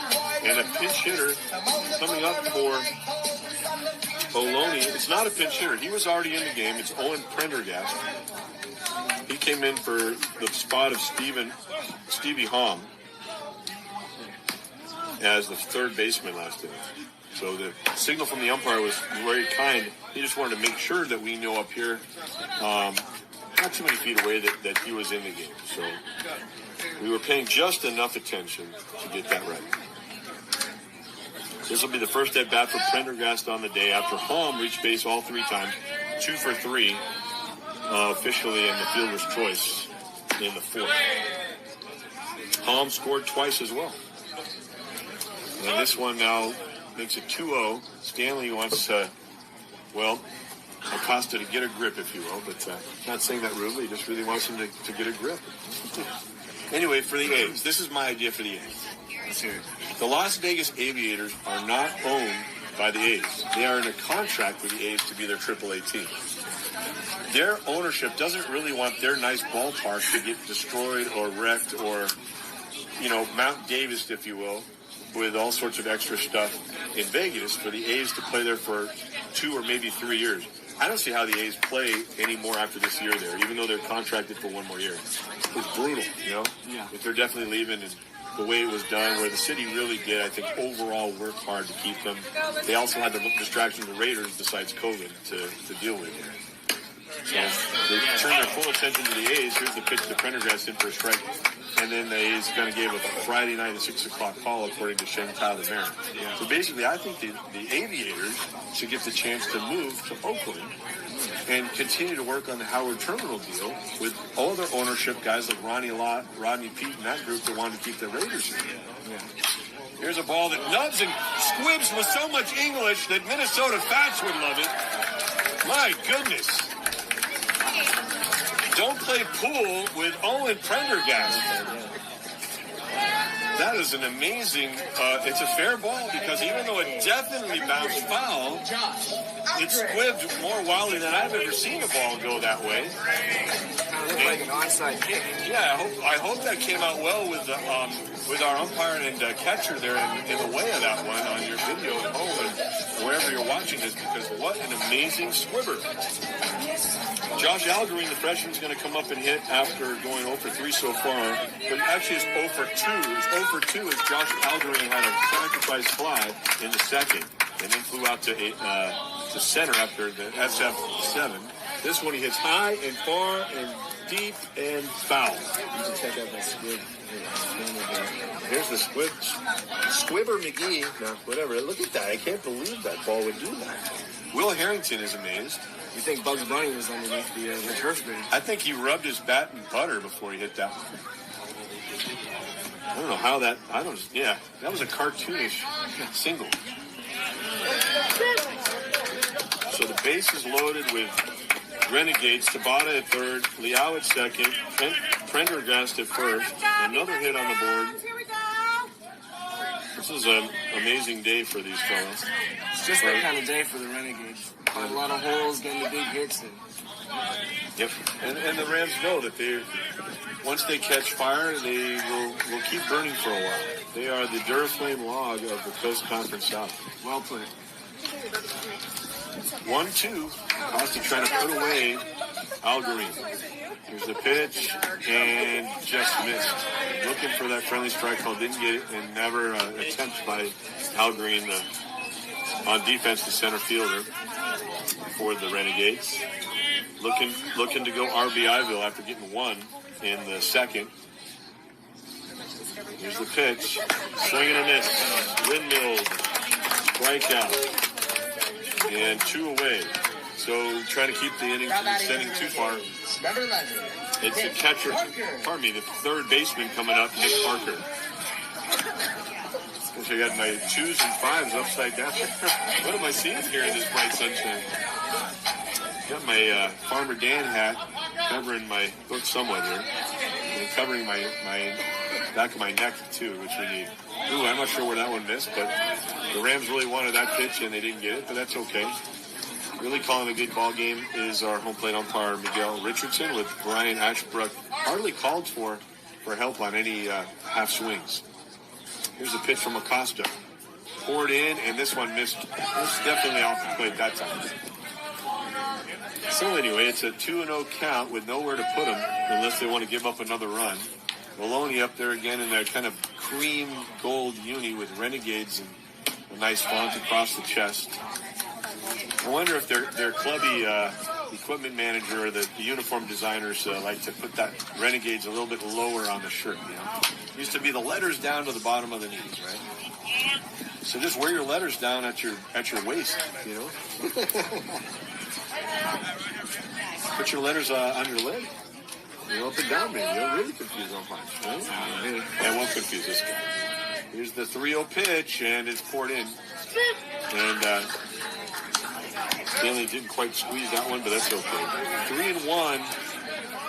Tabata at third for the Renegades with Liao behind him 90 feet at second. Prendergast at first, and they're all going to move up 90 on that pitch called them all. So an RBI for Parker, his second of the day.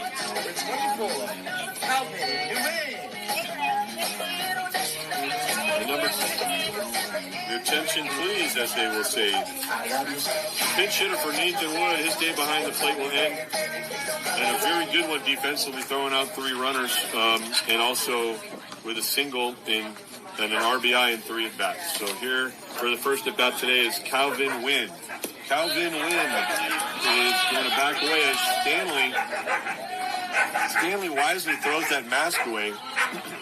Part of the tendency for people to do would be to take that mask with them and then maybe collect the ball with a mask. And if you do that, a pitch ball's 1 base, a thrown ball's 2, and a batted ball would be 3. Like, as if you threw your hat at it as well.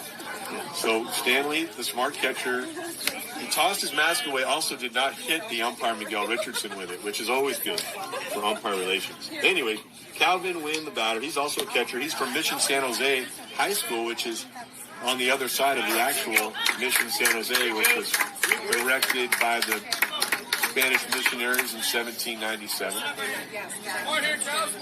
San Francisco beats them by, 21 years? 1776, I believe. Here's a ground ball to short. And Balliga's going to go to third for the force and get the runner.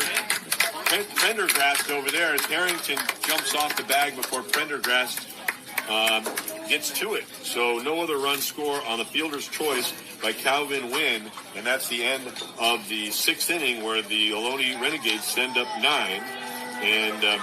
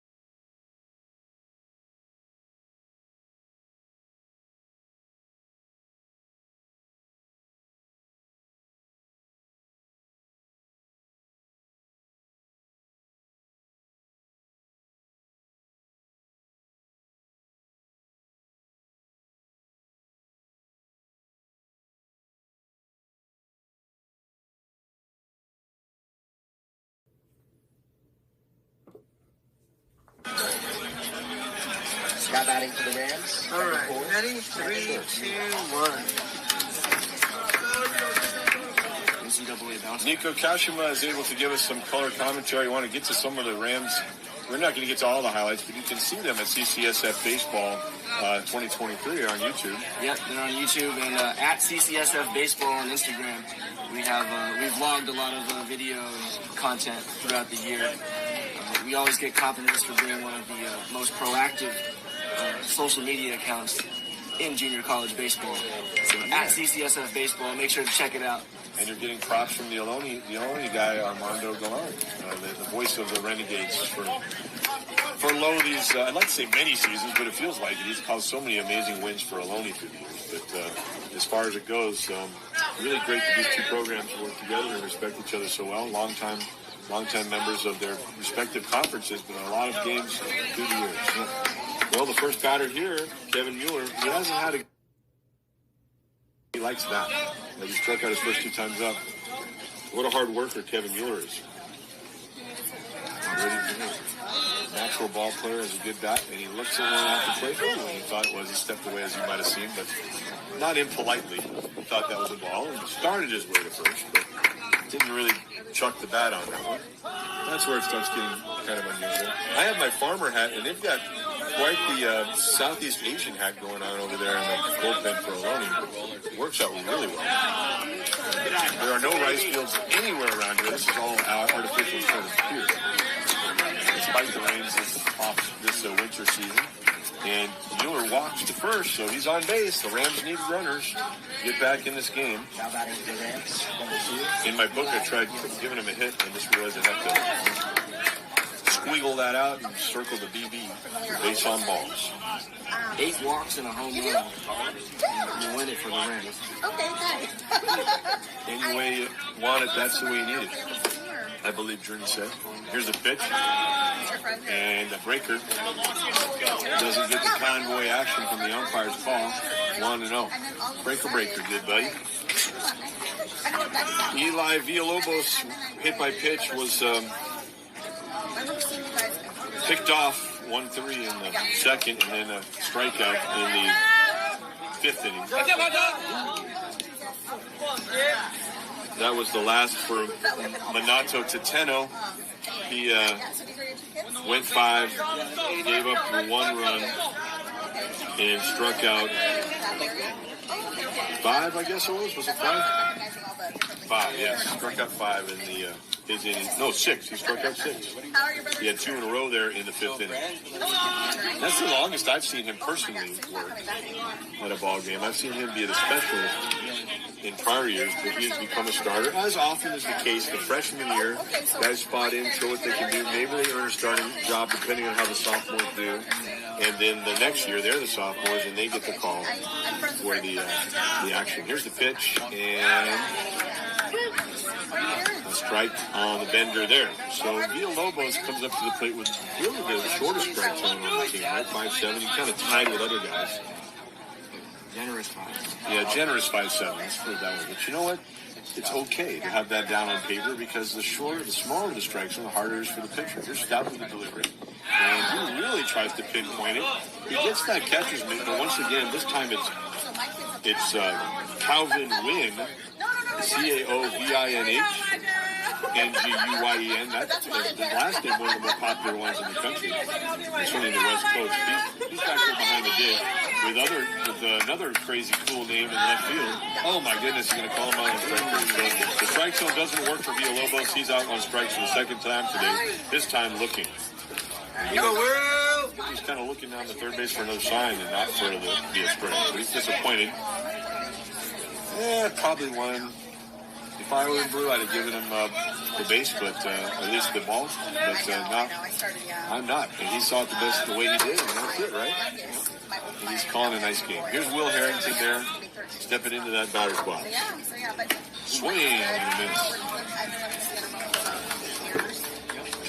He really torques well as far as you can kind of see his front number and his back number at the same time on that swing, you know what I mean? Yeah. It's been many years, so looking and, for your group, right?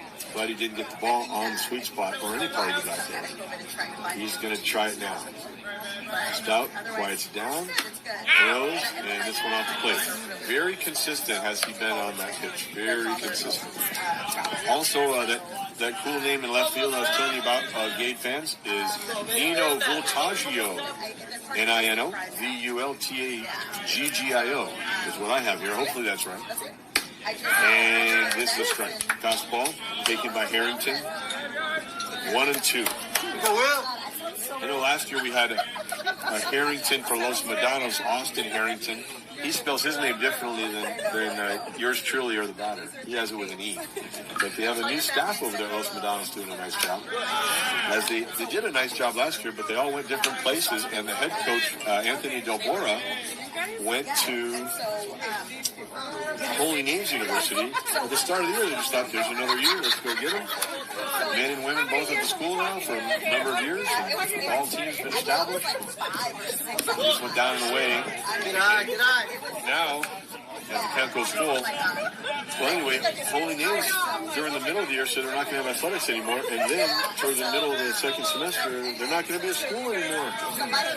And meanwhile, Tuesday at 3 at College of Alameda, they're going to play at Catamigart, a University of San Francisco that doesn't have baseball next year, as Harrington takes the second walk of the day. So the reason I kind of burden you with that story is that there's fewer places for these guys to go to school next year. D2s is where a lot of these guys at JC go. A lot of players for both of these schools, as well as others like Laney for sure, Chabot, Marin, they go to these schools and they're not going to be able to go. Contra Costa sent a lot of guys to Academy of Art through the years. I know that. Yeah. Here's a ground ball left side. Can he get through? No, yes. Parker removed from third to short. Gave up on that mini just a little bit early. If he kind of done a wolf spider hop, he could have maybe turned to second and got him. You want to start a comeback, walks and errors are the way to do it. Yeah, so Mueller goes to third. Harrington, he was pretty quick getting over to second. Maybe wouldn't have got him, but no chance if you can't find the ball immediately by Parker at the shortstop position. And here's going to be Matt Lee. Keep the line moving. Stanley there didn't have much time to talk about his great efforts this year and today. Getting on base twice already, all 3 times. Technically, Stanley had bounced into a fielder's choice his last time up and been hit by pitch the prior 2 times up. Now he's on it first on the error by the shortstop. The second error of the day for Ohlone. And the bases are loaded and a strike call there, 0-2. So it's Mueller, as we said, at third. Harrington moves to second. Stanley at first, I should say. Let's get that right. 1, 2, 3s. Stanley, Harrington, and Mueller. Yeah. Let's get Abbott and Costello here to introduce that better than I did. Okay, so we got Matt Lee with an 0-2 pitch coming from Stout. Here's the throw. It bounces. We'll see what they're trying to do, and it looked like he just slow on that one. Never a chance for that to get near the plate. Looking in is Calvin Wynn, the backstop for the Renegades. In front of the plate umpire, Miguel Richardson, who puts up a 1 on his left hand and a 2 fingers on his right. Flag blowing straight away eastbound. Here's the pitch. Swing and a miss. The ball in the dirt. But stepping on home plate. Okay. That's good. 1 out. So now 2 down. They don't have to run, and he cannot force him at home plate there. Get it right, Dan. So it's Mueller at third, Harrington at second, Stanley at first tip. And the batter, Ryan Anderson, who had a single and got to second with 1 out in the 6th after a really great play in right. He brought the momentum back the Rams' way, but they could not capitalize, leaving 2 on in the inning in the 6th. They've got 3 on here after Matt Lee with the K. Anderson really one of City College's best batsmen with runners in scoring position. Going to need him to live up to that title once again. The Rams want a chance to come back. And a strike taken. 1-1. Not the pitch he wanted. Puts his back foot right in that corner of the batter's box nearest to the catcher. And an open stance. Has a decent fluid motion, vibrate back and forth. Looks outside for that pitch. Mario Mendoza wearing the red long sleeve with the red helmet over there coaching third. Oh, Jet Trevino, I'm sorry, he's over there at third. Coach Mendoza's on the bench. Yeah, Mendoza's over there in the shade. He's the head coach. He doesn't want that full-on sun, does he? Owen Gallegos just retired. Owen Gallegos, the former pitcher, go over there doing the duties, getting some cameo appearance as the first base coach. This pitch is inside, 3-1. Go, Ryan. Ready to hit. Here we go. Worked it to 3-1. Ryan Anderson was a 1-1 count. Bases loaded. The Rams want a highlight here. 9-1 is the lead for the home team. Here's a pitch. It's a fastball right down the middle. For some reason he didn't pull the trigger on that one. Thanks again to the staff here at Ohlone for all the help they've been giving us. We'll give their names at least once more if we can today. being me, probably. It might be me. Moving on the bases. Here's the pitch. Ground ball, second base. Right to him. Not leaving his position with Liderman as the runners win on a 3-2 count. And Liderman throws it.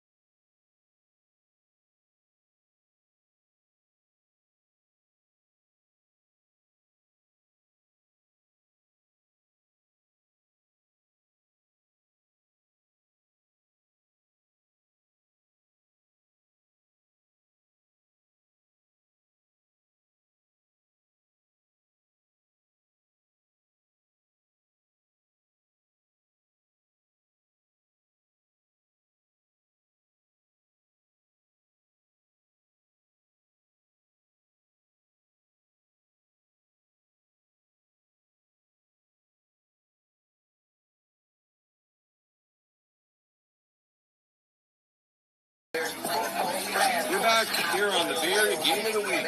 Brought to you by CCSF Baseball. Online at YouTube. Check it out. Any game you want from this season. As long as the game is played, it's there.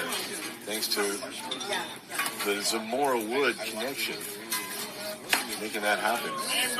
Here's a pitch up high. Ball one taken by Matt Liderman. Liderman up there at the plate for his fifth time today. 2 doubles, a single, and a ground out to third. This one into the glove of Stanley on a bounce. Acosta trying to accost Ohlone with strikes if possible. Right now it's 2-0. Here's the pitch. He doesn't want to match his uniform number too much to start at bat, so now it's 3-0. The Rams with the third baseman playing back in Harrington, several steps behind the third base bag with a leadoff hitter, kind of unusual. But I would have doubted he'd burn with a 3-1, but maybe with a clear count he might have. Here's a strike called by Richardson. 3-1 pitch from Acosta is hit high to left field. I don't know. Does it? Does it? Does it? Yes. Home run for the Renegades. Matt Liderman. Going back deep with Ryan Anderson, his body language delayed a little bit, but that ball would get over the fence. It was one of those hits that you don't really hit it or feel it probably as the batter, and it was a light-sounding home run. That's the second home run of the day after a leadoff home run by Nystrom in the third for the Renegades. We got that 12-mile-per-hour wind blowing out to left field. Probably taking a little bit. Angel also left that line over the plate for him. I know we got double digits in viewers, and I want to thank each and every one of you. If it's your first time or a long-time listener to the CCSF broadcast, for being with us for the Bay Area Game of the Week. But, wow. That's a shot right there. We had double digits in viewers. And now we have double digits in runs as well as hits for the home team, Ohlone. And we pretty much think that Ohlone will be playing games Friday and Saturday here. We don't know if the third game will be a second one on Saturday if needed. Harrington makes it. And that's a high sky, ladies and gentlemen. That's a tough play, especially when you're the away team and you don't know the boundaries. You know? And we're talking about boundaries. We're talking about field space on Oakland Coliseum with some big foul territory. That's up to that. By the way, that was Upton's first time up today after Lindbergh was 1 for 3 with a walk and scored twice.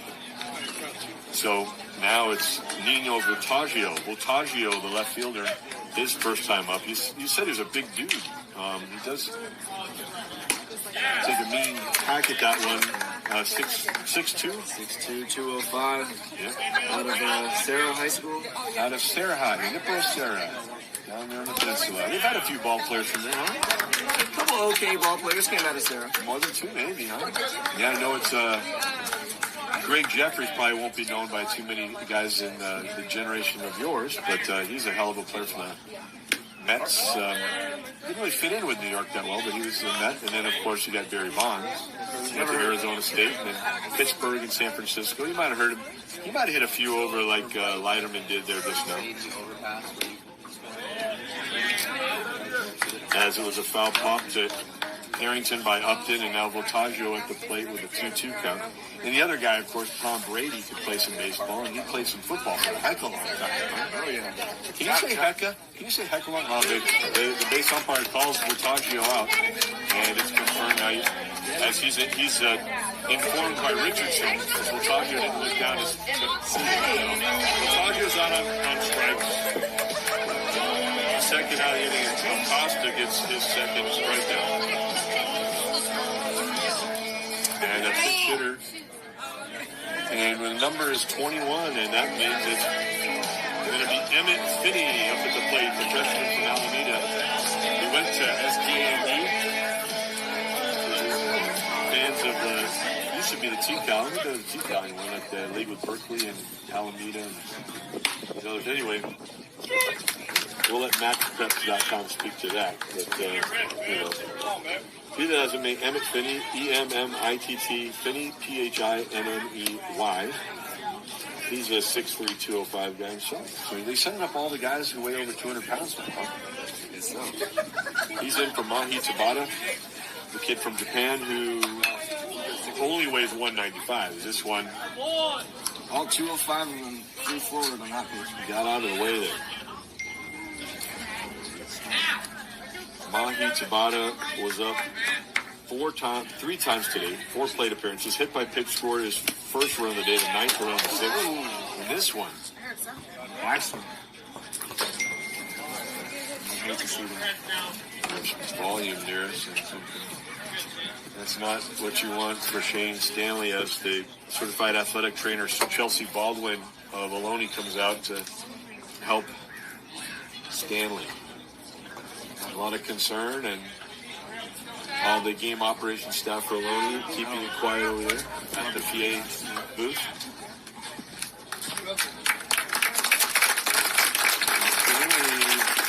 He's going to come out of his contract. We'll get a picture of that for Stanley coming out of the game. If we could. But yeah, if you have, he's going to fight to stay in this game. Yeah, so he's going to go in. They're going to shade it up, or the Rams. They have an injury timeout, and they're using this.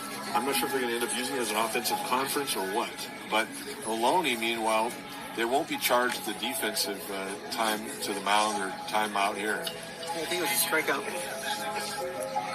Did that count as a strikeout? So that's what it is. I was going to say, I've seen that before. My goodness. Okay, so I'm so sorry to be delayed on that call for you fans. It is 10-1 in favor of Ohlone, and Acosta gets a second strikeout of the inning. But all the concern, and certainly my attention, was to the catcher Stanley on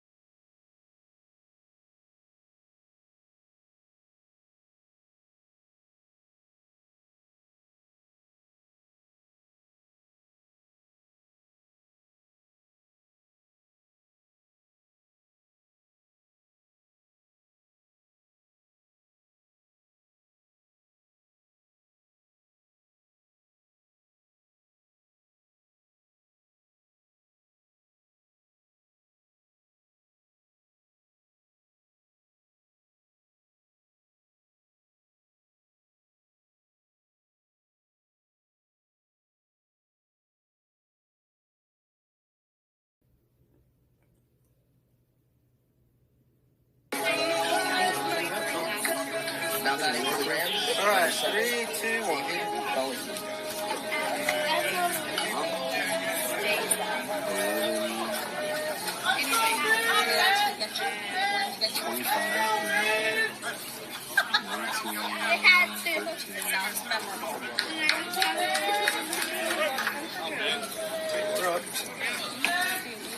We are back, and you are with us, and thanks for being there. Rams with the bats in their hands here on this side of the inning. This pitch is a strike, and the new pitcher is Binyam Gebhardt, Daniel Gebhardt. He goes by Daniel Binyam Gebhardt out of San Diego County. Comes this far to play his junior college, get his studies in at Ohlone College. And here's a swing and a miss by Gebhardt, who is 5'8", 155. He's one of the new model, if you will, of less tall pitchers. They can get that different angle for the launch angle, kind of come back to launch angle. Yeah. If they start lower, it's harder to launch. That's the outlook in general. Now he pours one in, and this pitch, a strike. Okay. So either he used an illegal windup or he took too long. I think it was for the first. So he quick, or maybe he quick pitched him. The batter wasn't ready. He can also assess a ball for that. And if I had stopped talking, he could have told me. We were close enough. This one's up high. 2-2. I'm going to go with quick pitch. Yeah, I'm going to go with quick pitch on it. I see what you're saying about his feet being angled. I think as long as both of them are touching the rubber, you're good. Here's the pitch, and fouled into the glove of Nguyen, and the batter, Beligu is out right there. Beligu, K2. Angel Perez is going to be up. He's going to pinch hit for Miggy Esquinez. Esquinez was 0 for 3 with the ball in play twice, really hard, and then struck out in the 6th. So Seems like it'll be his last at bat. this might be the Union City kid, one of many on the roster. Yeah, I kind of, if I'm not mistaken, I thought he might have been over at Laney for a minute, but whatever the case, he is a proud Ram at this juncture. As listed here, it's just a high school for the city players. So we'll leave it at that. Here's a pitch. Pops. Gebhardt's pitch is popped right side. It gets over and out. Just missed the black Honda Ridgeline. If you own a Honda Ridgeline and you're, for some reason, listening to me, you're okay. Otherwise, you might still be worried and going to check your car right now from the crowd here. The seat's pretty much full. It's a really nice, cozy ballpark in terms of seating. And a lot of standing room, too. Here's the pitch from Gebhardt. Grounded down the left side, foul. Knocking up some of those rubber pellets is Prendergast. And giving a long run for that is Ray Hernandez, one of the pitchers out of Temecula. Yeah. They can run from Temecula. They like running. Yeah, I don't know. I have no idea. They got a nasty cross-country coach. He got a chance to get on the field there and get that ball. He ran hard. Now he's going to get this one. It's going to be somebody. Nobody's getting the ball. Still sitting there. And now it's going to be Coach Kern himself coming out to get the ball. Uh-oh. I think there might be some renegades running down to that yellow foul pole, but he's not putting himself above his team. He's willing to be the tip of the spear and go after this. Okay. So Mike Kern getting some exercise. He might have been getting some bruises on his elbows leaning against that padded armor. Here it is. It's up high. Good eye, baby. Armrest, I guess. I'm not a big fan of those armrests, too. Yeah. You like the Coliseum. Well, it's just that if somebody hits one too hard and you're not looking, you feel so comfortable leaning there and then you're whacked. And I don't like that at all. And this one got a tiny piece of the pitch and it got into the glove of Nguyen as well. And another K2. It's like climbing a mountain today, trying to beat these renegades. And now it's a real cliff face almost with a 10-1 lead for Ohlone. And now another pinch hitter. Jacob Olivia. It's going to be Jacob Olivia. Wait, I'm wrong team. There you go. 21. Yeah, 21. It is, oh, there. Okay. Jacob Olivia. Yeah, I've seen his name a lot on the CCSF screen, you know? Man of all trades. Listed as a pitcher, but coming up here to hit. Olivia with the 0-1 count. Here's the pitch from the San Diego County kid. It's off the backstop. On a hop. So you're pretty sure that Olivia will not be going on defense, or are you not 100% sure? He's in the game with DH. He's had some appearances at first base this year. How many pitches does he have left in him after the week he's already had? Here it's popped up with a loud ouch from the batter, a loud arg. Left field, Voltaggio makes the catch, and the side is retired. 2 Ks and a fly out to left for City College of San Francisco. And we'll have a lot of changes to give to you. We don't want to give you too much of this song. We'll let you sample, and we'll go to silent.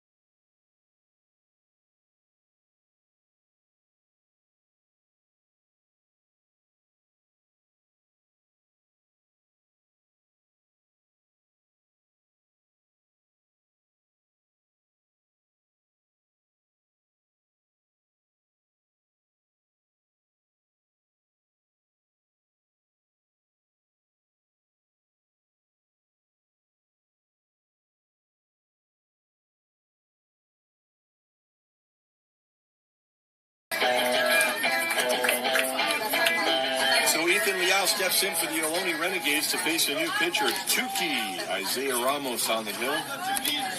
Thanks for making sure I had that nickname right, Nico. Here's the first pitch, and it's driven to deep left field, way back off the bottom of the fence, gathered by Anderson, who moved from left to center for the Rams, and a double for Ethan Liao, who's making some history, at least for himself. He's 5 for 5 on the day, and he wrecked his set of singles, though. Now it's a double for Ohlone's leadoff hitter this 8th inning. Triple single. And that's the one, like earlier, the home run by Leiterman looked great. It was pretty. It didn't really feel like maybe it was going to get out, but it did, right? And not to discount that, but to a deeper part of the park, that one looked like it was going out for Liao, and he gets a double. He scored twice today. He's been left on twice. Now he's at second base with nobody out. Here's the pitch. Another hard hit ball by Owen Prendergast, who's singling his first time out.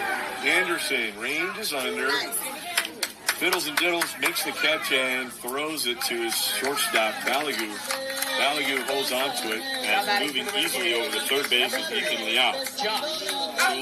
Long fly ball. It's not a sacrifice fly. It's an out, but the coach notices that. That's for sure.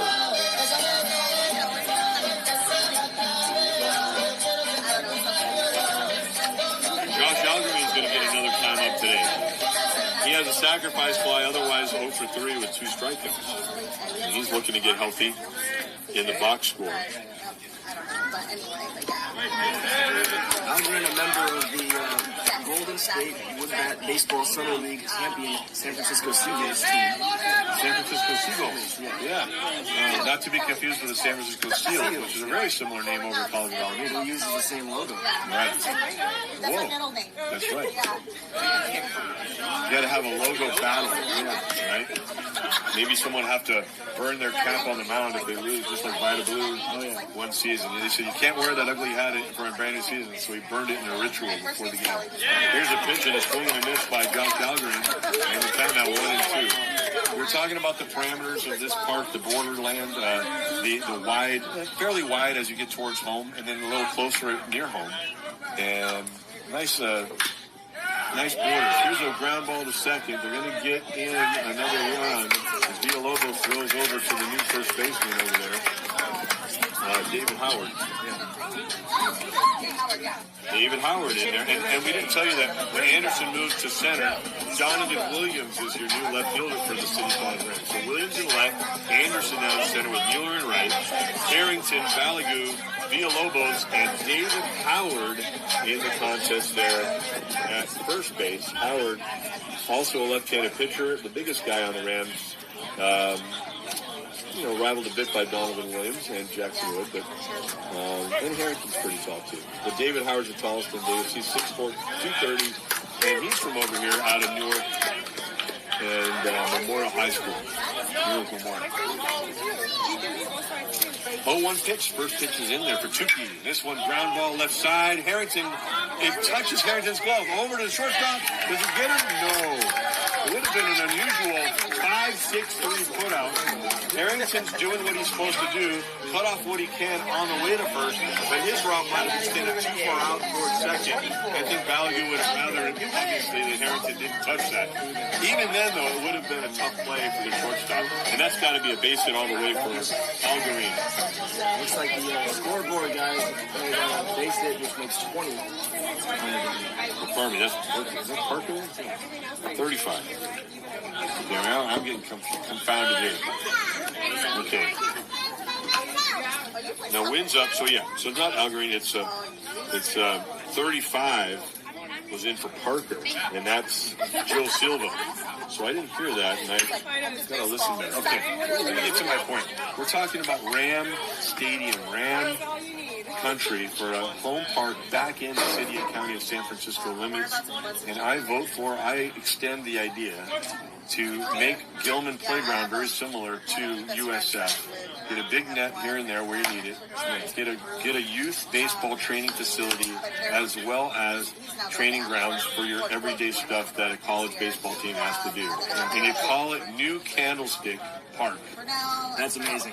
Down on Gilman Street. Let's do it. Line drive, shortstop caught by Balagu, and that ends the inning. So Wynn, his second time up after he reached base, his first time up, lines to shortstop to end what might be the hitting day for the Renegades. The Rams have one more chance to get up. How about miracle inning, San Francisco? It's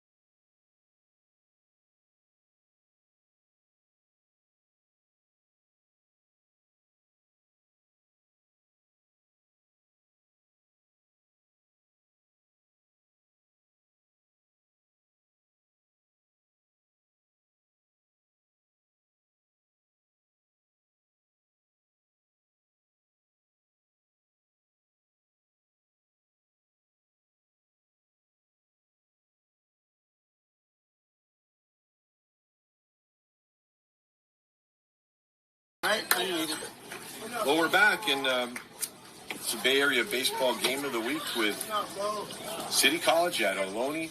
It's been a great year of learning and growth for City College, and Ohlone, for them, they'll have to find their greatness continue in the playoffs as they make it back for a second year after that humongous, well, not just for the second year, but after their crazy year last year, they had to gut it out, and they have to win the South Coast Conference, and they'll be hosting here. The pitch to Mueller is kind of half.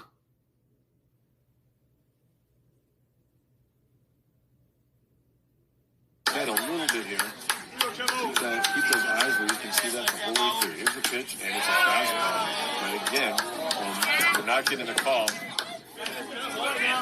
And that's okay because he's been so consistent there. His head is in the same place for all those calls, and yet Ohlone is establishing trying to get that call on the inside line for the opposite batter's box. Here's the pitch.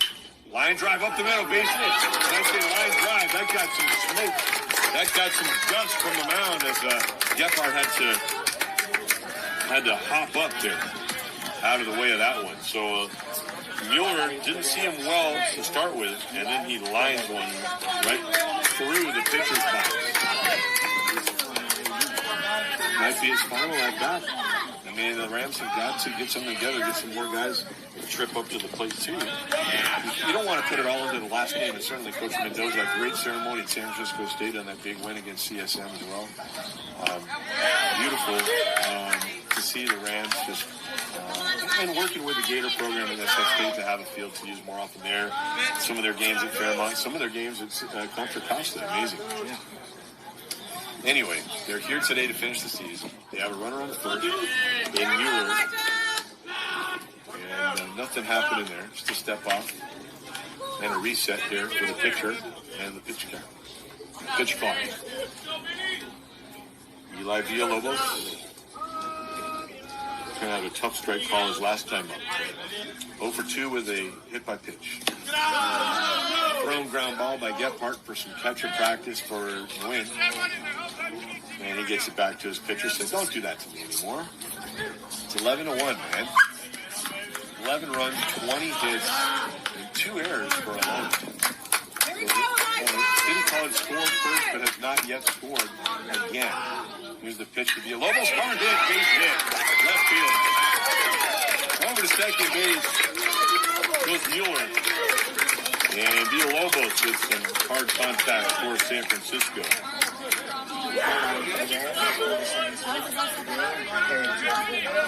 And Will Harrington perhaps getting his name announced for the last time.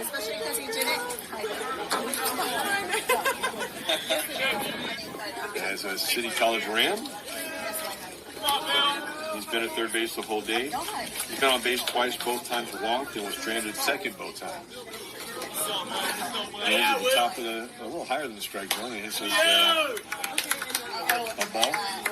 These guys keep their hands kind of at the top of the zone, and he keeps his much higher 6'2" fellow. Wants to go out to Hawaii to play. Would consider somewhere on the West Coast. I'm not sure what the suitors have after him.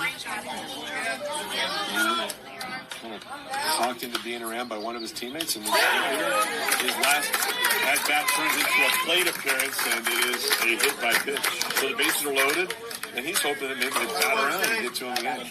If so, he'd be the 12th batter of the inning. If you want to get a comeback, hit by pitches and having no outs is a good way to start. And Shane Stanley, we even thought for sure that maybe there was something serious happening there, to the point where I was confused that that was strike 3. And, I thought maybe they're taking an defensive timeout, an offensive timeout over there. No, that wasn't the case. So the main thing is Stanley is okay. And thanks again to our trainer for both teams, Ohlone's certified athletic trainer, Chelsea Baldwin. Not too busy today, fortunately. We've been here for other games where an umpire got knocked out of the game. Bruce Raymond last year, and the staff here, two trainers, had to come out and help. So anyway, for City College right here, bases loaded. 10-run lead for Ohlone. They're trying to chip away. Shane Stanley trying to get a memory to last a lifetime here. There's the pitch. Curveball from Gilbert. 1-1 for Shane Stanley. scored the only run of the game after being hit by a pitch, moved along by Matt Lee, the second, and coming in on the hit by Ryan Anderson in the first. There's the pitch, fastball, and that does nick the corner. Kind of tough on the catcher for City, thinking he's going to get that call based on maybe where Ohlone's been setting up, but the win, the catcher able to just kind of not go out quite as far. 1 ball, 2 strikes. Here it is. And no, you're not going to get that. There you go. Yin was trying to get that call. If he went out a little further, you might have been able to see him kind of cowboy that one out, lower left leg, and kind of sent that right leg a little further out to get a little extra plate. Stanley looks a run down low. He was hit the first 2 times up today. Then he was a fielder's choice as he batted the ball to third base, where Jordan Renteria was unable to beat Parker to the bag.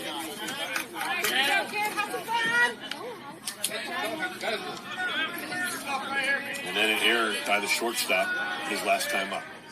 Here we go with the runners slightly moving, and ball 4. Moving down the line somewhat was Kevin Mueller. I wonder if he was in the eye of Gilbert, who's shaking his head on the hill. And an RBI for Shane Stanley on a walk. And Donovan Williams, who came into left field their last inning, is going to be up here now. Thanks to Ruben Zamora for letting us, making sure we not looking down too far. Now acting. So now looks like it's Ray Hernandez, who was running down foul balls earlier. He's running over there to get warmed up if need be for Ohlone. Coach Fairfield on the hill, arms akimbo, as we said earlier, for Coach Klontz at 30. They like to stand with their hands on their waist, don't they? Yeah.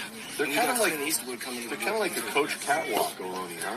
Yeah. You know? Pitching to the Rams. Coach models, you know?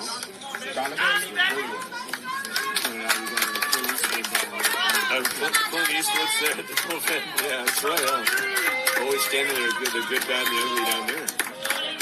All right, so right here, it's going to be Donovan Williams, left-handed batter. Out of Newark.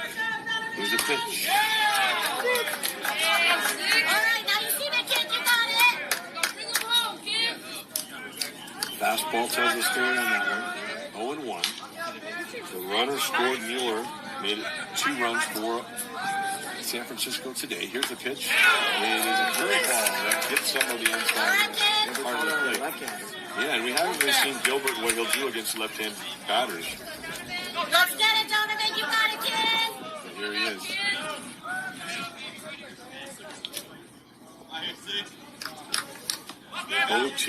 The 2023 season is still on. 1-2 count now. Gilbert.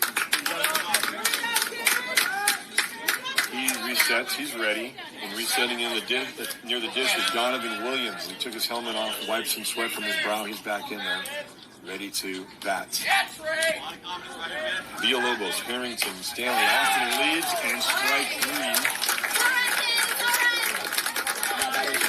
First out of the season. Of the 9th innings, I should say. First out. 2 more left for the season for City. Let's go, Ryan. Have fun.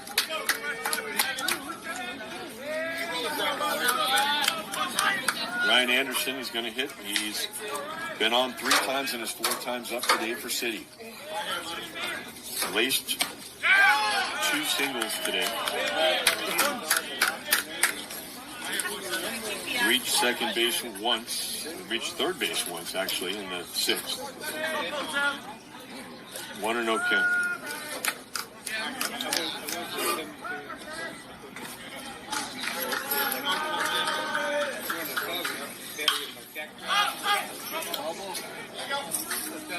We also got typical starting pitcher, Nevin Reed, in the on-deck circle.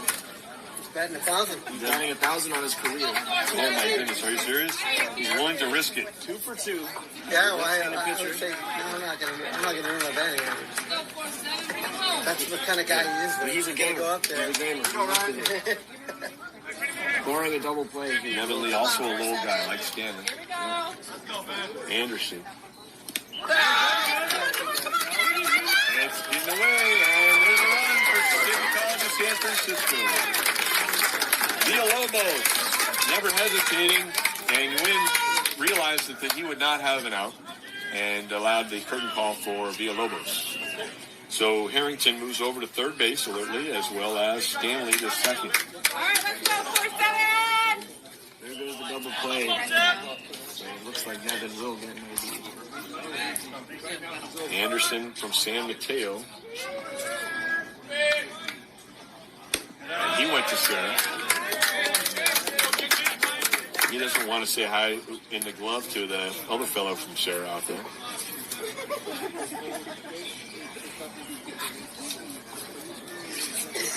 And a little talk there for Nguyen and Gilbert. Calvin Nguyen and Daniel Gilbert adjust the hat for the Ohlone Renegades, trying to finish this one off. 11-3 Ohlone with a lead here in the top of the ninth inning. There's a pitch. Brad's whoa, what a line drive that was. We haven't seen a hit there today. Those guys just leisurely hanging on that armrest there in front of the dugout, man. You missed it earlier, but a guy got hit by a one-hopper. A guy where? In the dugout? Leaning on the rail. Yeah. Oh, I did not see that one. I thought maybe one might have got close to someone. I didn't know it hit him. It actually got a guy that was standing between the legs. Oh. Hope he's okay. No report on that. Anderson up there now with the full count. Runners on second and third. There is a spot for him that Gilbert misses. He does it. The move is Anderson. Hit that hard down the right side. A little work there for the cleanup crew on aisle 2 for Luke Giota. After running that down out of Isaiah. He's getting that ball and bringing it back. And after that first out, they sent it down to the guys in the bullpen. Yep. Anderson looks, Gilbert, another base runner. And I think that their guy was ready, and that might be why he left the bullpen. Kern walks out, and then he walks back, and he's leaning against the rail, and is he going to go after him? Nevin Lee is going to hit for David Bellevue. What a great career for Bellevue. Came up short today offensively, but what a leader on the field he has been all year as well. And just a real guy, a great guy on both sides of the ball. Here's a pitch, and it's a strike fastball right down the middle. And I wonder if they know that, like you said, he doesn't hit very often, because there's a few chuckles in the... He hit a lot at low high, but he hasn't hit too much for City College, right? Well, very enthusiastically took on the job the other day, 2 for 2, 1,000 average. Here it is, ground ball to third. Tagging third base is Upton, and he throws over to Silva. Both of those guys have changed position. Upton to third, Silva in the game of the pinch hitter, and he stayed in at first, and he catches the ball for the final out of the game. 5-3. No, you're okay, man. Little play, not really any double plays registered in the game until that point, so Ohlone checks the box there as well. We'll give you the totals here in just a moment. Stay with us if we get back with some music not playing. But anyway, we don't want to break copyright rules. Ohlone